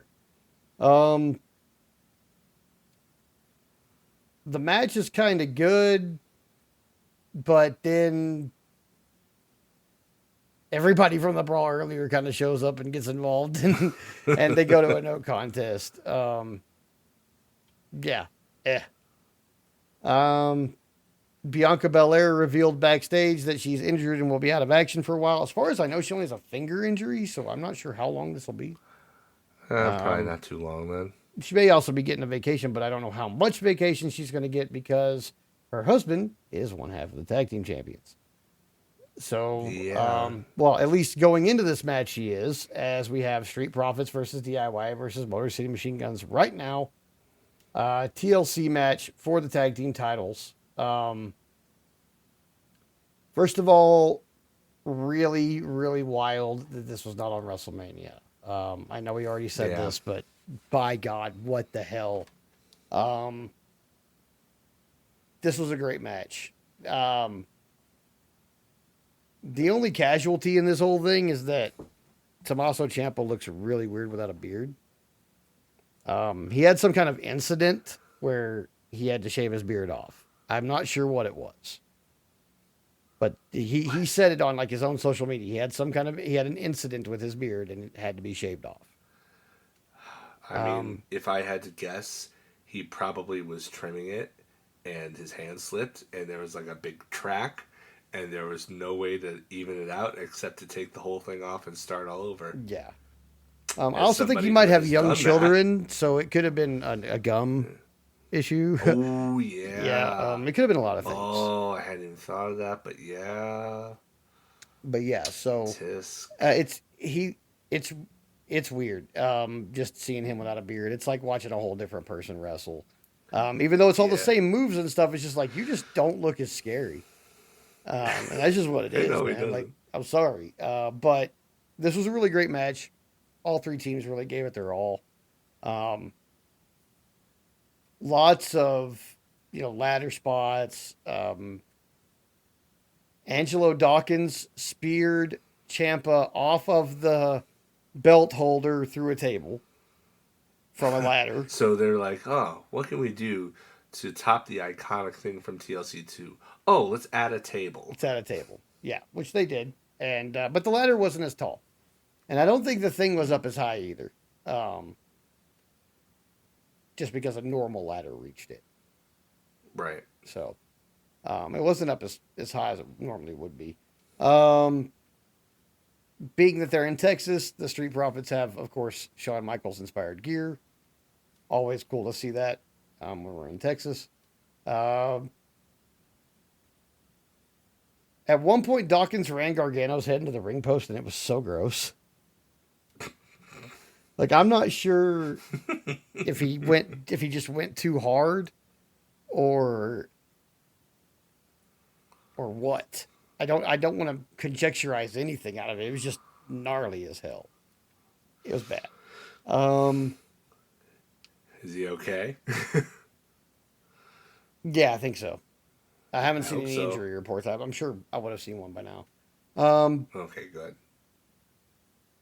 I forget who does it, but there's a Japanese spot that they do in Japan called the home run, where they like wrap a chair around somebody's head, and then use another chair to like smack it so that the chair spins around. Eee. Um, That sounds incredibly dangerous. it probably is, but let me check. Shelly took it during the match. I'll have to look that up because I've never seen, nor have I heard of anything like that being done. It was pretty gnarly. I was just like, That's crazy. whoa. But yeah, it was really cool. The match was really good, man. I mean, definite match of the night. Should have been on WrestleMania. There's at least 3 matches I can think of off the top of my head that could have taken the place of this. Conversely, that Zelina Vega win and Chelsea Green title defense should have also been on WrestleMania.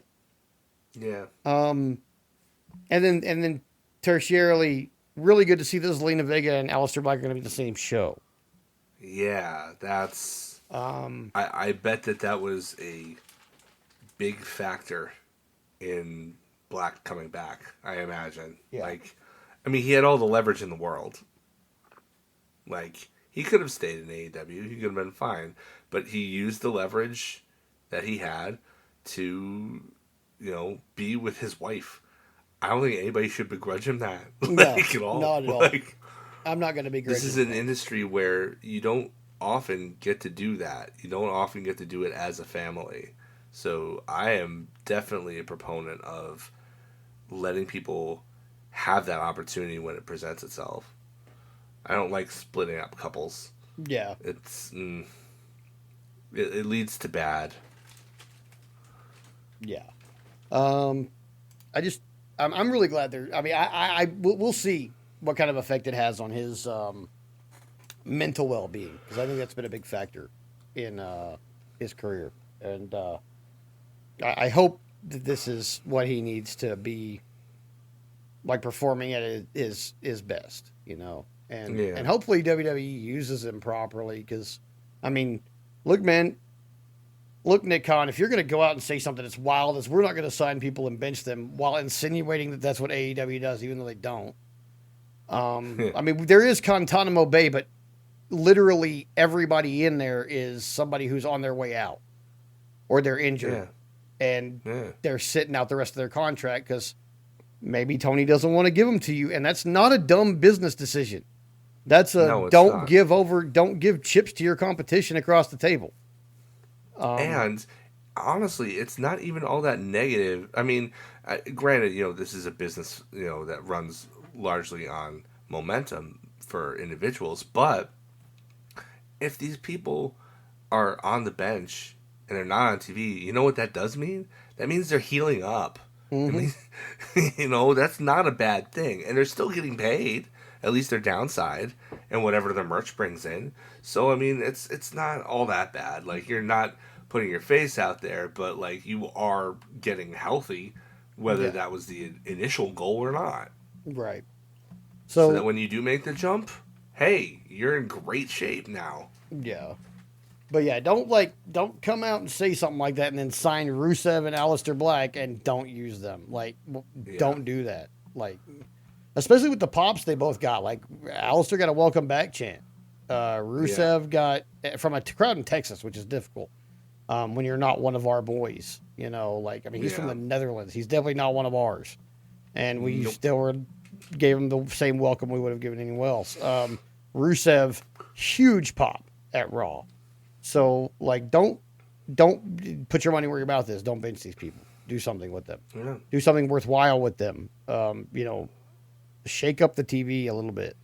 If Rusev took on the New Day single handedly, and you know, um, won the tag titles by himself, that would be hilarious. Would be. But also, you have a relationship with TNA, and Rusev's favorite singing guy is over there doing commentary. So Yeah. we should Get bring him Aiden back. English back in Yeah. there.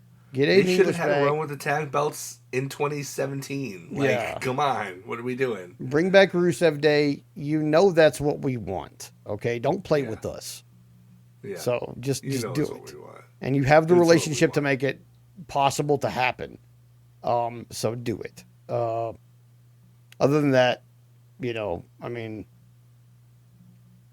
I heard just they signed Lana to a Legends deal, yeah. which is interesting. Like, I can't imagine that they would put her back with him considering they're divorced now. No. But They like, renewed their vows recently. They wait, can't. what? Yeah, they canceled their divorce and like renewed their vows. What? Breaking news. I have not heard this. Yeah, that totally happened. Do you think it's because they knew that they were coming back to WWE and they I just don't wanna, know. Maybe, but I'm like, happy for I hate them to either be way. cynic about this, but like, I mean, people reconcile all the time. That's Yeah. great, but like, I thought it was done. I thought so too, and so I'm super happy for them. Wow. Wow. So, I mean, honestly, like those two together, I mean, they were the package, right?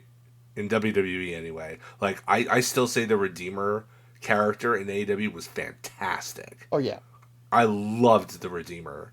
I loved the whole thing. Like, I feel like Tony didn't really get it, and so he didn't, like, feature it as often as he could. But like I thought it had some real teeth to it. And I was like, this is something you don't see in wrestling. You never see anybody talking about God in wrestling because it usually goes over like a wet fart in church. Yeah. Oddly enough. Yeah. So like, but like I was like, okay, this is a guy who's at war with his own faith. Like, this is interesting. You don't get this kind of character in wrestling. This nuanced, deep kind of character in wrestling. I thought that really had a lot of potential. And then I don't know whether it was Tony not having interest in it or Miro not wanting to put people over like it was rumored. I have no idea. I have no idea what the actual circumstances were. What I do know is that there was like a whole year where he wasn't on TV. He shows up for one shot on pay-per-view and then he's gone for another year. Like, Yeah. what were we even? How could you not do something with him? right. Like, I mean, I hate to be in the Tony fumbled crowd, but I mean, like, I feel like there was a lot more they could have done with Miro / Rusev or whatever. I mean, I don't know. I hope that he finds what he's looking for in WWE amid the 300-day a year grind. But I'm just glad that he's getting another shot Yeah. somewhere. Yeah. But yeah, aside from that, man, SmackDown was really good this week. It wasn't a whole lot of matches, but the matches they had were like impactful. I mean, there's title changes, there's all kinds of like stuff going on. I think we're gonna have a really interesting backlash, but kind of remains to be seen. Fraxium showing up on the tag team scene though on the same day that this trio, this TLC match happens. Yeah. Whew, man, tag Gotta team scene say, is picking up, bro. you got to think though that it's really one sided. Mm-hmm. Like it's all on SmackDown. Like Oh, it is. It is. WWE or New Day has Viking Raiders to work with, and who else? Judgment Day, who were the people who lost the Maybe belts to the Raiders. Alpha Academy. Alpha Academy, and then actual whatever American Made or whatever Gable's group is actually called. He's got those two guys. Yeah. Yeah, The Creeds. Yeah. yeah. Okay. Well, you got the Creeds. Skinny Gunther and Walter. Yeah, I mean, but when was the last time they actually teamed up? they wrestled. I mean, Last Gunther's week. always been They the wrestled the star LWO like of last that. week. Oh, and there's the LWO, I guess. Yeah, and the LWO. Yeah. Yeah. I mean, but it's not as hot as SmackDown. SmackDown's definitely got like the No. edge on like better tag teams and just more serious tag And teams. you also have to figure there's probably a draft coming up. They could shake things up any way that they want. that happens at least when? that- Is that like before or after SummerSlam? I do not. I mean, well, it's usually before. Traditionally, I think they usually do the draft like right around the post WrestleMania pay per view. Like there have been some years where they've done it like 2 weeks after Mania, and then there are others where they've waited until after Backlash or Extreme Rules or whatever it was at the time. Yeah. So we'll see. I mean, I haven't heard anything or seen anything online to suggest that it's soon, Yeah. because I haven't even heard the word draft or seen it written down in any of the dirt sheet stuff. So you have to figure probably, if going by that, I mean, it could drop a random announcement, but Yeah. chances are pretty good it'll be like after Backlash. Yeah, I'd probably something like that. I don't know, but I just know that like, I mean, they have a lot of really good tag teams on one show, but I don't really think they have enough that they can split some of those tag teams off or trade them with other tag teams from Raw and make both divisions as impactful as the other. You know? Yeah, like, I mean, you could make a trade for, like, I don't know, Alpha Academy and, like, Pretty Deadly or something like that. Yeah. Pretty Deadly would be great on Raw where there's more comedy tag teams. Yeah. But also- like them versus New Day Yeah, them versus New Day would be great. would be fantastic. Yeah, especially with as hard as they hit, just because I mean they're funny, but they I'm sure could roast New Day all day, from Yeah. stem to stern, and then get in there and beat them up, like for Yeah. real. I'd love to see Pretty Deadly versus the War Raiders, because I bet would that be would just be interesting. a slobber knocker, dude. To use It JR's would, term, it would probably give them the same kind of rub that Michael's got from McFoley at Yeah. Mind Games. Show that different edge to them Mhm. to say, oh yeah, well they're tough too. They can hang. Yeah. You know? Although, based on their matches, anybody should say that. Nobody should be like, those guys are prancy little pussies. They're no. Well, yeah, they're but not. you're also, I mean, but the teams that they're facing on SmackDown are not big beefy boys like the War Raiders are. Oh, that's true. They're not. They're not. No, Motor City Machine Guns, DIY. Those guys are all. I mean, Street Profits is like the biggest, like physical, Yeah. big tag team. And they're deceptively large. yeah, they are. Like, I They mean, don't well, look Montez as big is as they kinda are. skinny. Well, he's skinny, but Montez he's is tall but skinny. Yeah. He's tall but skinny. Dawkins is thick. He's big. He's man. just That as tall, boy but is he's big. a thick dude. Yeah. Deceptively big. But yeah, of the SmackDown tag teams, they're like the big ones. I mean, unless you kind of like Tama and Tonga, but Tonga Loa's out injured, so we're not really Yeah. counting them right now. And besides that, I don't know. I don't feel like the crowd jibes with them at all, really. Like, I don't think the crowd jibes with, like, other than Solo, like, Ooh. and Fatu, like, the other two guys are just kind of like afterthoughts, it feels like. Well, I mean, so Tongaloa sucks. He just does. I'm sorry. He sucked in his first time through his Camacho, and he hasn't really gotten better despite going through the New Japan system. Yeah. Tama Tonga in the ring is okay. He's not anything like notable. Where he shines is his interviews.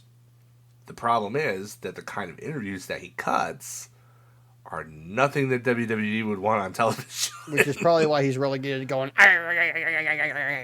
Exactly, because like they being a don't want him to weird, talk. yeah, yeah.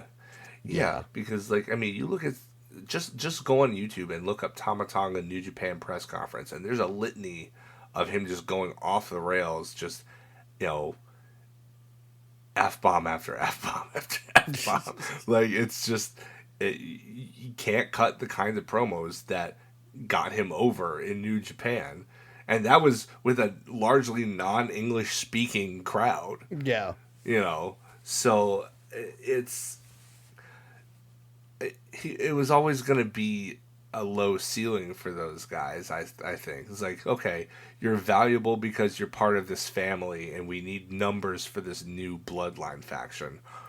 So and maybe because in the past we haven't valued tag team wrestling, maybe we'll throw you in there with the belts, once or twice. But like, that's kind of their ceiling. Yeah. Like I don't see single success for either of them. I don't see lots of mic time. I don't see much. Honestly, I don't see much use for them once the new bloodline finally kicks the bucket. Yeah. I And mean, I I think could be that's wrong. sooner than I'm later. wrong all the time, but like, just going on by what we have in front of us right now. Yeah, I mean, the future I see for them is the same that like the Colognes had, or like Yeah, Los Garces now. Like they'll be part yeah, of something big when they first, at first, and then they're gonna be and just a then they'll tag be team that gets relegated beat. to looking at the lights. Yeah, I pretty mean, much. they were Bullet Club, so there's always the chance that they could get paired with Finn or AJ at some point, but Yeah, that's about it. yeah, and I don't know if that would help them that much either way. Yeah, I don't think so. So yeah. But other than that, I mean, SmackDown was good.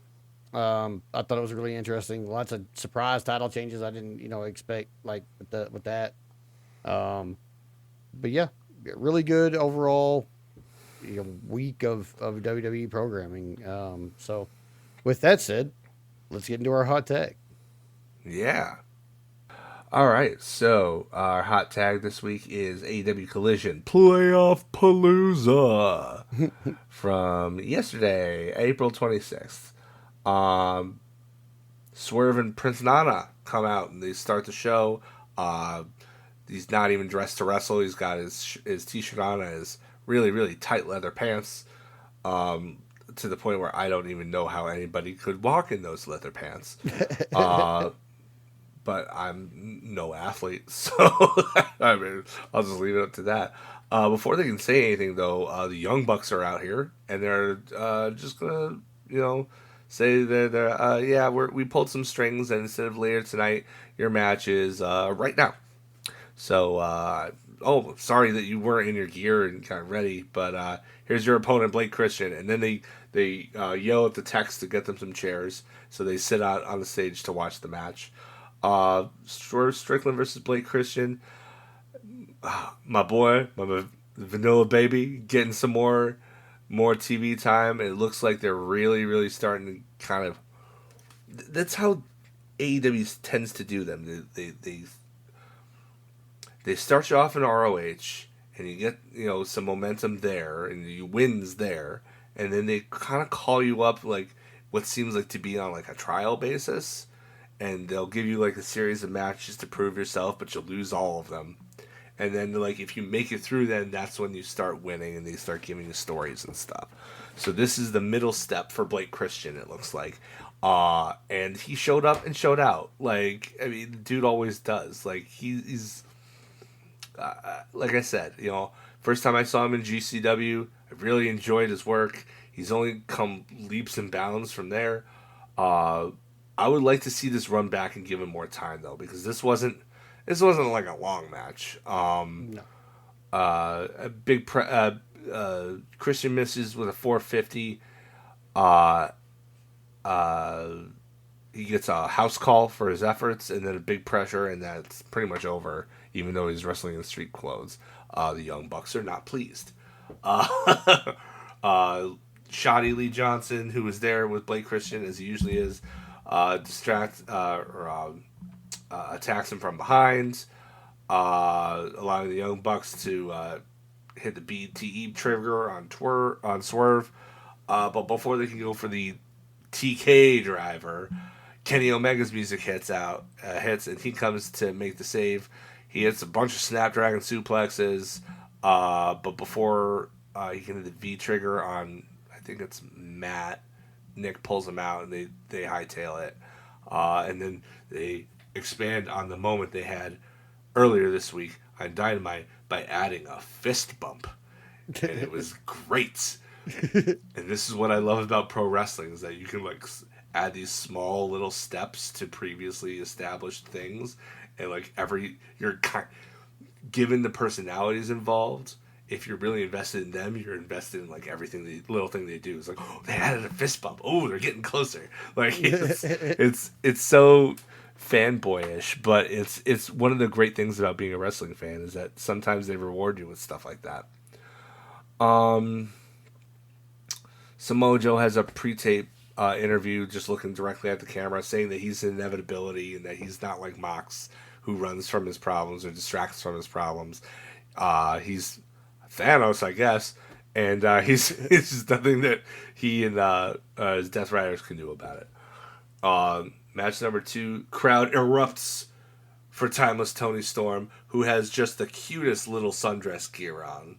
Like, it's like an old-timey bathing suit with yellow and like little white polka dots. I was watching with my wife, and she's like, oh my god, she looks so cute. So she's a hit with the ladies, too. You know who also is a hit with the ladies is Queen Aminata, because good lord. My wife is like, whew, she's fanning herself. She's so like, it was so funny. We went to see Dynamite a couple of times last year, in various relatively local places, and we saw Queenie in person, and I turn to her and I say, how is it possible that Queen Aminata is more gorgeous in person than on TV? She's like, I don't know. But it's true. She agrees with me. But yeah, this was, they didn't really stress it on commentary, but I noticed it. Because remember, Queen Aminata is in this program, this long-term story with Serena Deeb. And, you know, Queenie had to take some time off. I think she injured her hand, I believe it was. Yeah, I think so. And before she left, Deeb came up to her and she's like, yeah, here's some reading material. If you want to, you know, it's been proven, if you follow my plan, you win. If you don't, you lose. So here's some reading material for your convalescence. So she hands her the binder with her 1001 holds or whatever. Fast forward to now, she's back. No mention of Deeb. But she starts the match out with Tony doing a lot of Tekker stuff, which is not something we normally see from Queenie. Yeah. Like, they didn't mention it on commentary, but I noticed it. I think that eventually she is going to join Deeb, and they're going to be a tag team, which only furthers my theory of them introducing women's tag belts down the line. We've talked about that before. Mm-hmm. But anyway, probably despite the Tekker stuff, what actually Aminata does to Toni Storm to open her up is okay. Well, there's no like easy way to say this, but she grabs Tony's face with her heels and shoves her face in her butt over and over again. I failed to see how this was a net negative move for Toni Storm. I mean, given her predilections, Yeah. I mean, I don't know if she's into butt stuff, but it did like bloody her nose. That's for real. That's a shoot. Nobody blades their nose. No. So she was really hitting her hard with her ass. But that definitely got a pop from the crowd. Let me tell you, they were all over that. But yeah, this match was decidedly less physical from there. I think she saw the bloody nose and she's like, oh, oops, don't don't want to kill the golden goose here. That being said, there was some more Tekker stuff. She did the swinging neck breaker thing that Deeb does that they didn't call out. I'm like, they're not calling this on purpose. Yeah, This I is thought very so too. obvious to people who are paying attention. They're not calling it on purpose. So they think they can throw us off, even though they've left these breadcrumbs the size of loaves of bread. Like, it's happening. It's Yeah, definitely happening. yeah. That being said, it doesn't happen here.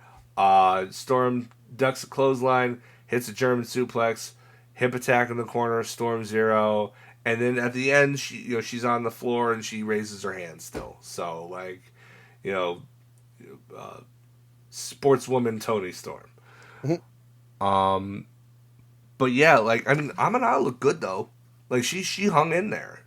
I mean, she continues every single time they put her in there. She continues to prove that she can hang, and like eventually, she's gonna be like probably within 3 years or so. She's gonna be like one of the foundation players in this division. One of the people that the division is built on. Yeah. Lexi Nair's in the back, and guess who's back? Jeff Jarrett and company is back. Mm. I was enjoying them not being on my TV. I like Satnam, to be fair. I like Satnam. He's big and he's silly.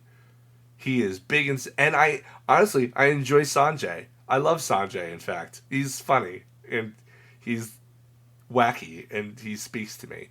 But apparently, the story they're going with is that they've not been on TV, but they've been at the shows every week, and it was up to Sanjay to get them booked, and he just has been lazy or whatever.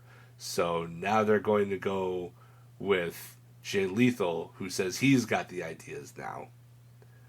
I don't know what that means, but I guess we'll find out. I guess so. Max Caster has the open challenge, and it happened. It happened. I knew it would happen, and it happened. It was so dumb that it had to get over, and the crowd did indeed chant for the stupid thing that Max was like. Let's go, Max. You're the best wrestler alive. Even though, as clunky as that chant is, and as They were doing unnatural as it. it feels, it's so dumb and so silly. And he's been so good in this role where he just gets beat up in an entertaining way that of course it got over. Of course it got over. How could it not get over? Like, have you met us? AEW fans love their silly bullshit. Like they love it. Like it's silly and it speaks to us. Of course, it's gonna get over. So I don't know if that means Max is eventually gonna turn back babyface and go on a little run or whatever. I don't know, but it's not here because Hologram comes up and just completely just bodies him It just like everybody dismantles else. him. Yeah. Just completely picks him apart like he's freaking meat off a chicken bone. Like, it was like it was Hologram. You Yeah. know what you get with Hologram. It's awesome. He does the driving suicida headbutt. He does the portal bomb. Like it's great. It's great. Yeah. Nice little win over a admittedly low level opponent. But I mean, Hologram is like, according to AEW rankings, Hologram would be ranked number 4. Like he's still undefeated. He's had 4 wins this year, no losses. No idea why he So hasn't I had a mean, title shot yet. I know, right? You'd think that it would be coming, Like, forthcoming. Like, the only reason I could see for Tony not to give this man a title shot at some point soon is if he was coming out with a cruiserweight title. I don't think that's in the works. Most of his roster's cruiserweights. It doesn't Yeah, make but sense. he has got a ever growing lucha contingent. Yeah, he does, and I'm okay with that. Yeah, me too. We'll see that later on in this review. Actually, um, Next up was the Texas Tornado Tag Match, Crew versus Top Flight, presumably to blow off this feud, which has been going on for like 3 months now. It was a lot of cool, fun stuff here. Most notably, they go under the ring and there's a black velvet bag, right? And you think, they're teasing it and you think it's thumbtacks, and then it was Top Flight who introduced it, but Darius gets put down by Crew, who then take the bag, assuming that it's probably tax or something, and then they empty the bag and it's Mardi Gras beads because they're still in Louisiana, and I thought that was great. Personally, I thought, oh, that's fun. Tracy, my wife, howled. Oh, dude, it was hilarious. I was like, oh man, I bet those hurt. It was amazing. And then Darius, like, I think he like, what he like power bombs him or something onto the thing, onto the beads. And for the record, like Leo Rush, because he always does, sells like crazy. It's like he sold that like he got shot. It was great. Honestly, I thought Top Flight was going to be winning this because they haven't really gotten any wins in this. But now Crew wound up taking the win when Layla Gray wound up on the apron, and she provided kind of a distraction, but it didn't really work. What was it? Andretti pushed Darius into her. Mm-hmm. And so they pulled the Lillian Garcia thing. Yeah. She's just, she hit the floor, and even though she's a trained wrestler, and you can see her wrestle on Ring of Honor like all the time, like, one bump off the apron and all, I'm dead. Cold. Like, you know why it was? It's because she wasn't dressed in her gear. She was dressed in that. Yes. I'm not going to complain about that, but I'm also not going to go on about that. But yeah, I mean, she was in heels too. I mean, what if she landed up wrong? Like, yeah. I've landed wrong on sneakers, and my heel will go sideways like that. I can't imagine how crappy it must be for to be 3 inches off the ground on your heel and then fall to the ground and then twist your ankle that way. That would suck. That would really suck. So yeah, it would really suck. But yeah, after that it was pretty academic. Crew just kind of ganged up on Darius, stunner, torture rack, TKO, rush hour, springboard 450, 1, 2, 3. Like they just like finish spammed him and then beat him. I was really, I mean, I'm kind of wondering when they are going to finally pull the trigger on Top Flight as a winning team. Yeah. They've been around in AEW for like 4 years now, and like they haven't sniffed the title. Like, I'm kind of wondering why they're not seen as more credible. Because they've definitely been there long enough. They pay their dues. They've got crowd support. Like, I don't know. Yeah, I'm not sure. Next match was the return of Anna Jay, who squashes a local talent in like 45 seconds. This was so quick. I went to go get a drink out of the kitchen and completely missed it. Yeah, I mean yeah. I forgot. Like when I looked at the poster after the fact and was like, Anna Jay was on this show. Yeah. Like for real. Like it literally. I went and like I rinsed out a glass, poured a cup of Coke, came back in the living room, and whatever was happening was done. Yeah.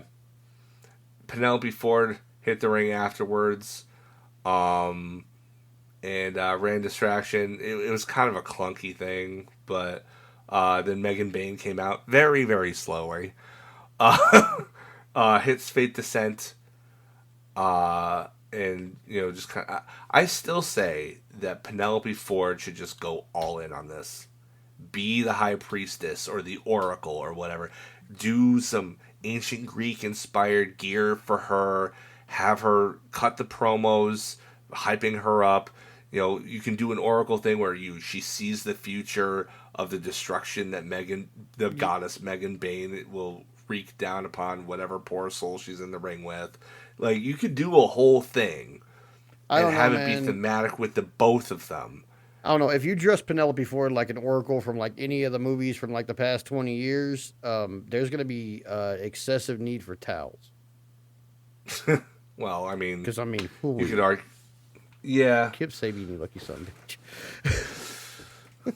I still say it's so funny that they paired up Joey Janela's former girlfriend with his current girlfriend. Yeah, I know that I is think kind of it's weird hilarious. too, right? Yeah. I think it's hilarious. And Joe, Well, apparently, how Joey, you goofy looking bastard, how? he's like, he's a good guy. Like, I don't know if you've ever met Joey, but he's a good I've guy. never met Joey Like, he Janela. is. He's like, I mean, he has his detractors. I mean, he likes the deathmatch stuff and everything like that. So obviously, guys like Cornette aren't going to be on his side. But like, the dude seems like he's actually kind of like a legit good dude. Like, I know I mean, my friend George, who we had on the show earlier this season. Yeah. He knows Janela pretty darn well, actually. He has nothing but good things to say about him, and I would take George at his word for sure. Yeah, I would too. I think. I met him once very briefly, and he seemed like super cool. So, and to be fair, like, I mean, he's not bitter about his ex either. Like, I just saw not that long ago, like all four of them taking a picture together, big old smiles on their faces. Like, Right. apparently he's been nothing but supportive ever since he broke up with Penelope with her relationship with Kip. So That's good. I don't know. I just get good vibes off the dude. I know that he's kind of a polarizing figure, but like, I think he's seems like a cool dude. Yeah. Not really polarizing to me. I don't know enough about him for him to polarize me in either direction. So I think you'd like. He once showed up to what was it, a PTA meeting as in character as a parody of like some ignorant like conservative MAGA thing, because Drake Younger was there. Drake Wirtz was there arguing against like trans kids in school or something like that, or maybe it was banning books or something like that. But he went there specifically to counter and to parody Drake Wirtz. Like, that's great. to me, that's top shelf stuff. That is pretty Like, top shelf. Yeah. because let me tell you, Drake Wirtz is a piece of shit. oof, he went down that conspiracy rabbit hole a long time ago. Yeah. Anyway, back to the show. ROH World Title match. Bandito in his first defense faces Dralistico. This was Man. Banger kind of match. about I what loved you it. expect. It was good, but like Dralistico is great, but he has this weird habit of, I think, I'm wondering if the mask that he chooses to wear messes with the communication, because this wasn't the first time where I've seen like miscommunication Yeah. in matches with him. Like, he seems to be the common factor. And I'm wondering if it's the mask he wears. Maybe it just muffles his voice so that his opponent can't hear what he's trying to call in there. Yeah, maybe. Because like it's like he's at times like they're stepping on each other's toes Yeah. and kind of stuff, like they're or missing spots or stuff like that. There were a couple of instances here. There have been a couple of instances in a bunch of other matches. The thing where they were doing the cheer off was my favorite part of this, man. Yeah. Yeah. He just like was, gives all the sides of the finger and tries to leave. Like, he's like, it just tries to leave in the middle of a world title match. yeah. Does not adhere to the code of honor, Yeah. notably. But yeah, after this, it was just kind of, aside from a couple of hiccups, like I said, it was pretty much nonstop, kind of what you would expect. Like, I still can't believe how quickly Dralistico hits those crucifix bombs. Like, Yeah. it's just out of nowhere. Like, you can't even see it coming. No. You can't even call it until it's happened. Like, he's as JR would say, he's quicker than a hiccup. Yeah. But yeah, I mean, the match predictably ends with Bandito retaining. Yeah. It's the 21 plex after an alley oop into the corner. Uh, yeah, it's good. Um, Big Bill and Brian Keith are in the back. Uh, Brian Keith points out that, even though Big Bill says it's time to crack skulls for their own sake, that also benefits them with their standing with Chris Jericho, who says he's not coming back until they, prove themselves to him. So they're going to crack some skulls and they call out the Gates of Agony. All right, All right. sure. Yeah. I'll take it. I was I'll take really? it. That's the ones y'all picked, huh? Like, you're going to crack skulls on a Samoan. Good luck. Good, Yeah, good luck. luck. I don't think there's any stereotype about Cameroonian skulls, so they'll probably try it with Khan. Maybe, but But still. I guarantee you that big old coconut on Antonio Leona ain't getting cracked No, anytime hell soon. no. Hell no. He going to No, look at he you ain't and gonna laugh, sell dog. that. Hell no. No, sir. You're going to take a big boot to the head from Big Bill and just get up. Yep. And if that happens, I'm going Be to like, laugh my ass off. oh, I would love it. Match number Dynamite had 4 matches, and we're at match number 7 for Collision here. And this one was Roosh versus AR Fox.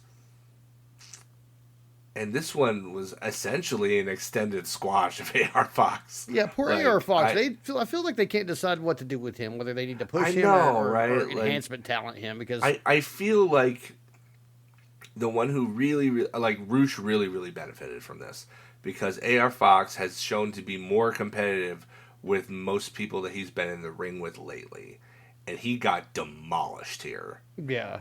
So that makes Roosh look all the stronger. My question is this just another start on the start-stop LFI tour? I just thought that Like, exact same thing. I was like, are we just going to stop there's this never again? been freaking Tony must have the hugest crush on LFI, because he keeps going back to this well, despite like 2 or 3 years worth of start, stop, something stopping it from progressing. There must be some kind of major storyline that he really wants to do with them specifically and with Roosh specifically, because he keeps going back to this well. I hope, for everybody's sake, that everybody stays healthy, that everybody has their papers in order, especially around this time for other reasons, but that they can stay in the U.S. and that they can work this out, because I like Roosh. I like his work. I think he might be. I get the feeling that he's kind of a bastard in real life. Yeah, by all accounts that I have heard, he's a son of a bitch. Yeah. And that's just, Which also now, made luchadors Realistico, who tend to is like a little him. bit of a hothead too. Yeah. Like the luchadors that I know who know him tend to like him, but everybody else that I know that knows him tends to think he's like a real son of a bitch. Yeah. Maybe it's just a cultural thing then. It might be. Know. I think it might. I don't know. He's got an asshole look on his face. He's got resting asshole face. Yeah, and he definitely does. Like I really like his work though. Oh yeah, he brings a real intensity and real grit that not a lot that's unique to him in the AEW ecosystem. So I would really like to see them do something major with him at some point. But he's got to stay healthy and he's got to be able to stay in this country. Yeah. So hopefully this is like step 1 on that path. Yeah. Because I feel like this is something that you might need to rush before it gets stalled again. You know what I mean? You might need to Roosh it. Yeah. Anyway, backstage, Roppongi Vice are back. Rocky Romero is upset with the conglomeration. He's like, you invite me and then you don't put me on the t-shirt, which is something that we pointed out last year. Yes, we did. We definitely pointed that out. We definitely did. In the background, you finally see the Outrunners after a month, 2 months, whatever. And Rocky Romero showing that kind of fiery Latin side, goes up to them and confronts them, and then Trent Beretta comes from off screen and just beats the crap out of them, both of them.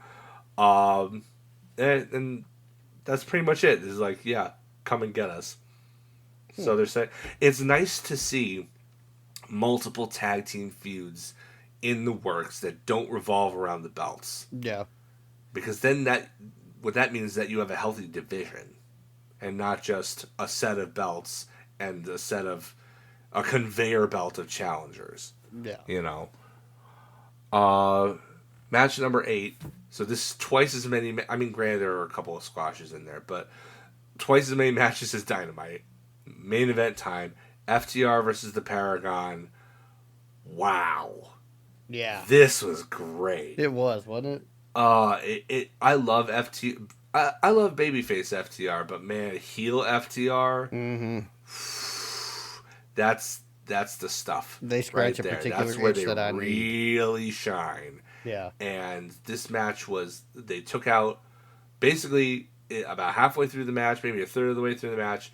They essentially decided to completely shatter Roddy's ankle. Yeah. Uh, like they put it, they did the thing with the steel steps, and he was out for most of the rest of the match. Yeah. And they just concentrated on Kyle O'Reilly, who fought very, very valiantly and seemed to inherit the yes chance on his kicks. Yeah, I guess so. I mean, I I would, if I was Kyle O'Reilly, I would not discourage that. Yeah. I wouldn't discourage it. If you can inherit something like that, that's over like that, take it. Yeah. Take it, run. Ask Brian, but take it and run with it. But yeah, like at the end, Roddy finally comes back in. You know, he's still favoring his ankle, but you know he's trying to clear house. Um, but where was my notes here? Um, oh right, but they locked the figure 4 on the post is what it is. Yeah. Then they lock him in another figure 4. Kyle breaks it up with a top rope knee drop. He finally gets the tag. He gets the ankle lock in on Dax, but Cash breaks it up. And then, kind of out of nowhere, they hit the spike pile driver on Kyle for the win. But like it was kind of an abrupt finish. I think they were probably hurting for time, but everything leading up to that was just fantastic work. Um, like this is the FTR that I was missing, that I didn't even realize I was missing. Like because I know that, you know, a lot of the AEW fan base would kind of turned on FTR for whatever reason. Like when did it become like trendy to call Dax FTR bald and Cash FTR gun? Like, come on, guys. Like, the fickleness of this fan base sometimes. Yeah. Fickle. I don't know. Fickle. Fickle. Brian was right. right about all of you. Always right. Yeah. But I mean, this should have woken everybody up to that they are still the best tag team in the world. Yeah. They're the best tag team I've ever seen, and I've seen a lot of damn tag teams. So they are just rotten to the core now. They're really, really rubbing it in with attacks on announcers and getting Stokely as their agent, and you know, hitting multiple spike pile drivers on people, attacking legends, the whole deal. So yeah, good stuff. After the match though, they hit a shatter machine to Roddy, and Adam Cole comes out to try and save his buddies, but FTR like kind of isolate him in a corner, and then Danny Garcia's music comes out. He makes the save, then he gets on the mic. Oh, he has a crowbar specifically. Yes. He chases them away with a really, really huge crowbar. And he gets on the mic, and apparently that the spike pile drivers didn't really do anything to him because he's here the week after. But he gets on the mic and is like, yeah, this isn't over. Like, you guys are scumbags, and I'm going to dog you to the end of the earth. Nice. So, yeah, that ends Collision. I thought it was another great show. Very different kind of show. I actually thought that for the first time in a long time that Dynamite was probably better. Um, but that's not to say that I didn't like Collision. I always like Collision. Mm-hmm. It's a more it's the home of my beloved FTR. So Right. yeah, so yeah, I guess that ends that really. But yeah, I can't wait to see where they go. They did a lot of cool stuff. They laid out a lot of story progression this week, and I'm really excited to see what happens next week. Yeah, me too. All right, I guess with that, there's only one thing left to do, isn't it? Yeah, I guess we gotta do it like the pros do and call it in the ring. Okay, so this is gonna be a little bit heavier, call in the ring than normal, but a little bit less than a week ago, we lost Steve Mongo McMichael, who, you know, if you're a Chicago Bears fan, you're probably well aware of his football career. But if you're a wrestling fan, you probably know him mostly through his work with WCW in the late '90s. Um, he was there as part of the original broadcast team when Nitro first aired in 1995, alongside Eric Bischoff and Bobby Heenan. He eventually became a wrestler, uh, even being part of the Four Horsemen, winning the United States Championship one time. But by 1999, he had retired. Uh, yeah, I just, you know, he had battled illness for a long, long time, and so many people had such great things to say about him as a person. Like, I don't, as as goofy as a lot of fans remember him being in the ring, because you know he wasn't like really well trained and he was basically learning kind of on the fly to do that job. As far as you know the man was concerned, I don't think I can think of a single person who had a negative thing to say about Steve McMichael the man. You know, Not so that it's I've ever it's heard. kind of it's kind of a sad thing. So I just wanted to take the opportunity to, you know, kind of, you know, take a moment to kind of mourn him and uh, you know, share maybe some memories that we had of him. Mm-hmm. Well, Uh, I mean, little known fact. Not really little known, but probably little thought of. His first wrestling appearance actually was not with WCW. yeah, you know what? I was reminded of this just recently. Yeah, you go tell it. Okay, so his first wrestling appearance was during the Lawrence Taylor and Bam Bam Bigelow match at WrestleMania. He was one of the football players who was brought in to be an enforcer against interference from wrestlers. Hmm. So the actual first time any of us saw Mongo McMichael, before any of us knew, because I don't, I think the Mongo nickname came with him from I think so. football, but I'm not sure. I'll the look that up. Mongo that came from football is not the Mongo we ended up with. Okay, I No. mean everybody knows. I mean he might have been very close to his own character, the way Steve Austin is, or something like that. And so Yeah. the people that worked with him and played football with him and stuff like may, think no, this is the same Mongo. Okay, but he was just like he was brought in as this very serious like enforcer guy, very first thing, and then I think, well, God, how long was it between that WrestleMania and the beginning of Nitro? Like a few years, Not probably? long. Not long? It was no, because it was still 1995. So Oh, Nitro debuted in September? September. Yeah, so 5 months? So it would have been 5 or 6 months. Yeah, so like 5 or 6 months later, he shows up at the commentary desk of Nitro, which was wild to me because I remember thinking, like, they're going to do Nitro. Cool. Like, I wonder who, because I mean, they got JR and King on the other side.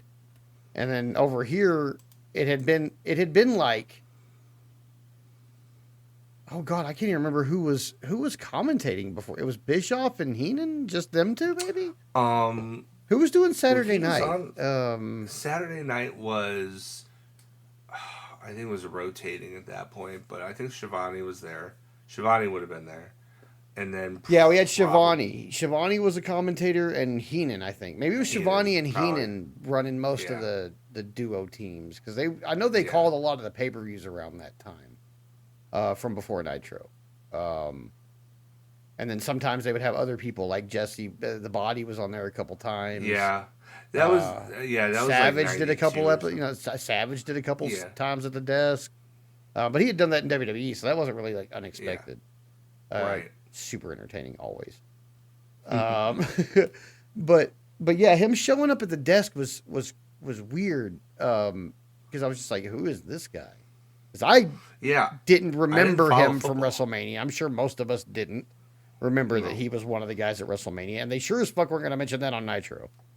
no. Um, but then like this guy, like you don't know who he is. He's loudmouthed. He's brash, but he's like the But pro babyface commentator. yeah, So he was there to balance Heenan. yeah, and so it's very like and then like when somebody they like immediately tell you, you know, like this guy's a former professional football player. And I was like, great, he really could temper Heenan because he can physically threaten him, which is the thing Heenan is Right. most afraid of. We know this because Heenan is a chicken shit heel announcer and Yes, manager. he is. Yes, So he I was. was like, this is like the perfect, and they were the perfect foil for one another for a long time. Like Bischoff really just didn't fit in that equation that much, I didn't think. But Yeah. Mongo, like, because they positioned him, like if they had made him, like if Heenan wasn't there and they'd made him the Heenan, I don't know that we would remember him as fondly, and I don't know that he would have gone past the stage of commentator to wrestler, um, because we were really endeared to him by him being Yeah. positioned to be endeared towards all the people we like. You Yeah. know, I mean, from what I understand, he wanted to be, as soon he kind of got the bug from the bit with Lawrence Taylor. You know, he was missing. You know how athletes are, especially footballers. oh Like yeah, they miss once they can't do it anymore. They miss the physicality of it, hmm and I mean, you can. There's certainly less things less physical than professional wrestling. you know, uh, that always got me that weird dichotomy. Like people get injured and can't play football anymore, and then they come to yeah, wrestle. I know, Now, being somebody right? who's only been like I played high school football, but I've never played college sports at any level. I've never had a serious sports injury outside of wrestling, um, and like I can't imagine that. Like I blew out my ACL playing football. I can't play pro football. I'm gonna go be a wrestler. Well, What? that's the thing. Here's the thing. It's That's a harder. real sport. Wrestling is harder than anything. It Like is, it. I've been in but the army. I went through army basic training and passed. Wrestling is harder than that. well, here the thing though is that once you learn, there are ways to work around the injury that you got Mm-hmm. in your past. Whereas a professional athlete who's playing an actual sport that isn't predetermined, where any little thing like you have such a short window to make it as a professional athlete, Yeah. to make it to that level, and then a short window once you get to that level. If you get injured in such and such a way that you can't perform the basics of your sport, your chosen sport, you are done. Like before Tommy John surgery, if you got an elbow injury of that magnitude in baseball, you were done. You couldn't pitch again. No. Like you had one job. It was to throw and catch a ball. And Yeah. you can't do that because you blew out the thing that allows you to do that. Like Yeah. in wrestling, you use your whole body. You can get around stuff. If you blew out your ACL, playing soccer or whatever, you can still wrestle after you heal that up. You know why? Because nobody's expecting you to sprint all around the ring every single second of every single match. That's true. So it's stuff that you can work around, and because it's predetermined, you can structure a match so that it can take it easy on certain things more Yeah. than others. Like you're still gonna have to bump, you're still gonna have to land on your feet, you're still gonna have to sell and stuff like that. But for the most part, if you tear your ACL, I mean, how many wrestlers have come back from ACL injuries and they're fine? Yeah. They're fine once they heal up, and they Yeah. never get it again. Like, same thing. I think it's the legitimacy of the sport and the narrow window of prime athletics where they're, if you pass a certain age and you're not at your peak, they don't have any use for you. Yeah. It's the cruelty of actual sport that leads to that dichotomy. Yeah. All that said to say this, Mongo got the bug, man. He really Yeah, did. he did. Now, we're not gonna like gush and lie about the man just because he passed away. He wasn't like a No. technician. No. He had what I like to call the hacksaw Jim Duggan moveset. Yeah. There was a lot of 3-point. He had the stances hacksaw and Jim shoulder Duggan work. body too, He did. which served him well. It did. It did. He played his role well, though. I thought being the Four Horsemen's like impromptu enforcer was a good move for him. Even I though it remember like at kind the of turned him time- heel, but still. Yeah, it was weird because it came about due to him having a tag team match against Arn Anderson and Ric Flair alongside Kevin Green, who another football player, but he was active. He was doing WCW. He was wrestling with WCW and training at the power plant in between seasons because that was something they allowed you to do back then. Now they would Never. they would never allow you to do that. Yeah. But back then they, I think less was known about wrestling, so there was a lot more leeway. But Kevin Green actually showed a lot of potential. I thought he for somebody who was only wrestling like 3 or 4 months out of the year, 6 months out of the year at best, was pretty decent. He had a good, obviously he had a great athletic background. He had a good look. He had a certain kind of charisma on his. I mean, his promos weren't polished, but he definitely had a personality that was huge. Yeah.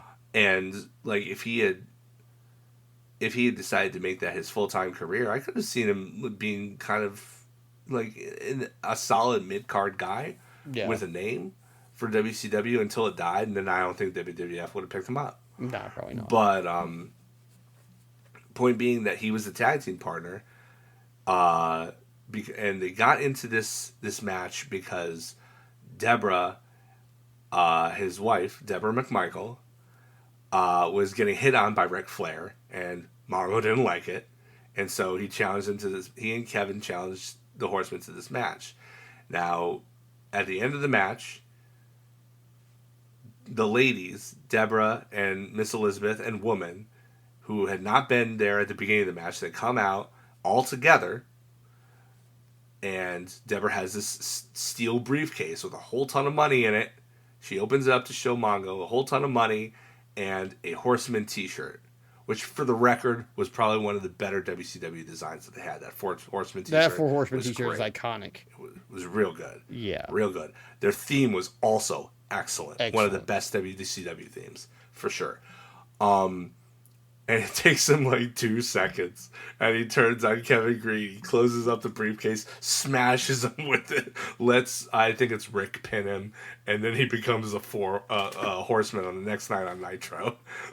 It's like you said, like he wasn't like a great technician. No. And a lot of that has to do with the fact that he didn't have extensive training. Like, he had a little bit of training before that match.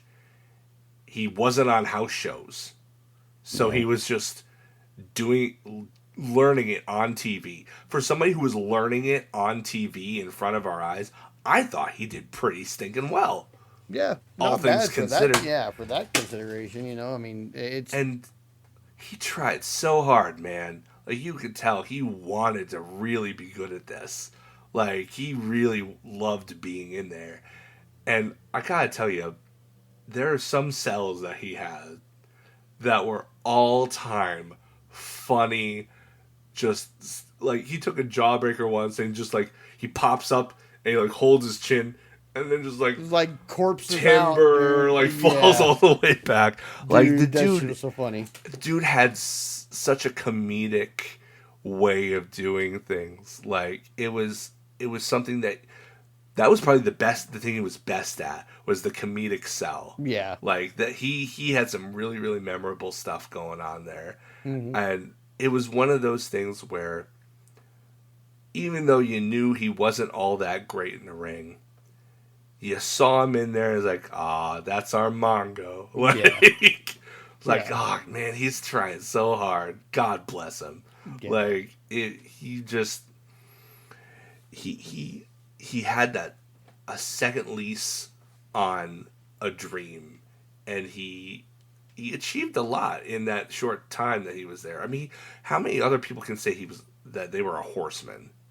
Not many. Like Yeah, 8 total, I think, in the and history of man.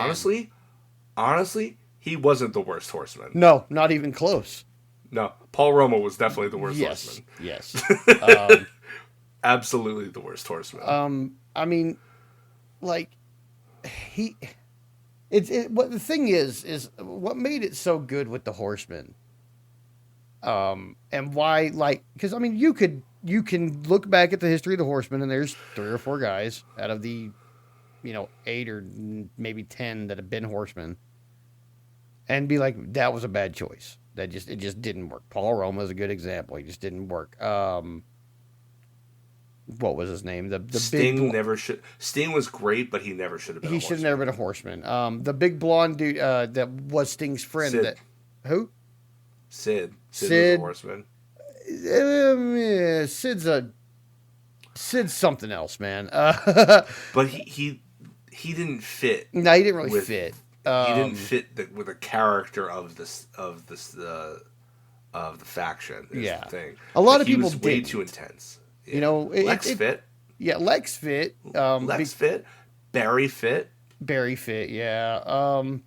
But I feel like one of the reasons why Mongo was such a good choice is because while he wasn't the best in the ring, he was working. I mean, the other 3 guys on the Horsemen were techers. Yeah. You could put him in a tag team or in a match with any of those guys, and they will work around his weaknesses and make a fantastic match. But also, you had this guy who had like the best comedy sells. He was good at getting his comeuppance. He made a big really every was, time actually, he got what was coming to him. He reacted in an appropriately large fashion. His Yeah. he had such a big personality that He it really, fit really did. with the Horsemen. Like all Arn Anderson, Tully Blanchard, Ric Flair, Barry Windham. Let's look at any of the guys, Lex Luger, any of the guys who made really great Horsemen. They were all huge personalities, and Mongo was a huge personality. He was a huge personality. Like, you couldn't help but be drawn to his matches and endeared towards him. And whether he was a heel or a babyface, you wanted him on your TV. I argue he probably could have done more. Probably. But at the same time, I mean, like you said, how many people have been U.S. champion? How many people have been horsemen? It's not a lot in the history of man. It's just not that many. Not. So, I mean, the guy he was just everything you wanted in a wrestler, especially at the time, because you needed that. He had to be a big personality to be part of the Horsemen. But you also, with that, especially when you had Benoit there, who was practically devoid of personality. Yeah.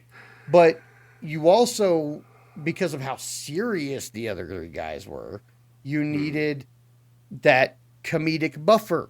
You needed the guy who the levity. You needed the guy who could take a crazy bump and make it look silly, and nobody would think less of him for it. That was what they wanted. Yeah. So, I mean, he was just, he was great. It was just that big personality, man. It could have carried him a lot farther than it did, I think. And I think that was probably the best part of enjoying the work of his that we got to. Yeah. Also, pour one out for Pepe. Yeah.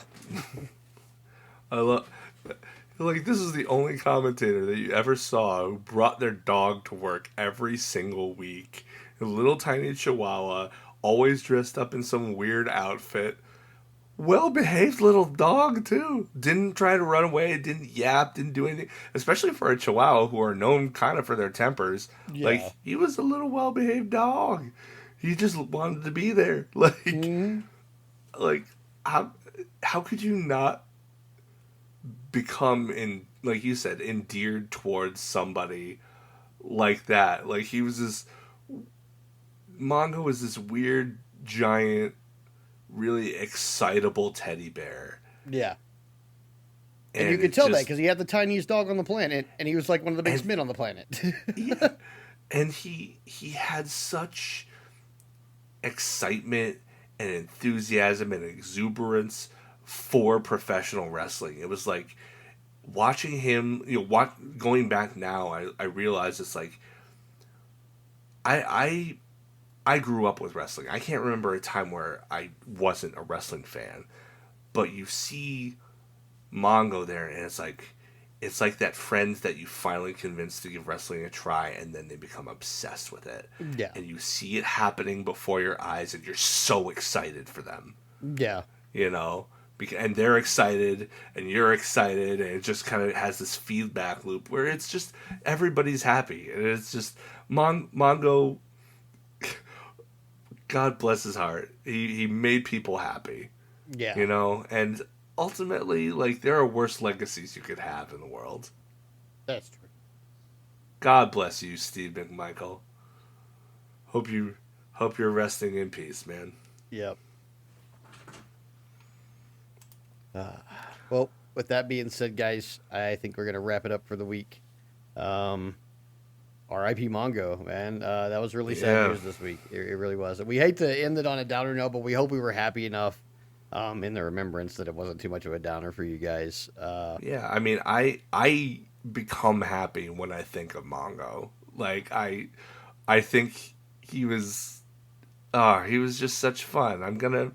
I would say I'm gonna miss him, but it's not like he had been on our TVs for a while. But I'm sad to hear about his passing. But when I think of him and my memories of him, I get happy. So yeah. I hope that we were able to facilitate that with our audience as well. Yeah, someone get on a Hall of Fame induction for this man. Yeah, immediately. Why not? Okay, let's get it done. Another I know they're not gonna induct that version of the Four Horsemen. Okay, we all know why. We don't need to talk about it. But they could give us Mongo by himself, or maybe Mongo and Deborah. You know what? They could technically, because there was a period where he was part of the Horsemen where there weren't 4 horsemen, there were 5 horsemen. And you could acknowledge only the 4 without... Because the 5th guy was Jarrett. Oh, who's already in. He's already in. Yeah. So you could just do maybe pictures we could do this. of Flair and Anderson and Jarrett and Mongo and just kind of crop out the other guy. I mean, they've been doing that for long enough with everything else related to them. So, it couldn't be too hard. They're pretty skilled at it by now, yeah. But yeah, even a solo one. Let's get him a solo induction. The time he was on our TV was one of the most impactful times of wrestling history. There are people in there for less. Okay, so let's do that. Sure. But yeah, with that said, that's it for the week. We Drew really Carey appreciate... was in one Royal Rumble and didn't even take a bump, and he's in. So. Yeah, there you go. See, yeah. So McMichael definitely deserves it based on that criteria alone. But yeah. Everybody, take care of yourself. Thank you for joining us this week. We will see you next week. Yeah, y'all enjoy yourselves up there, and we love you. And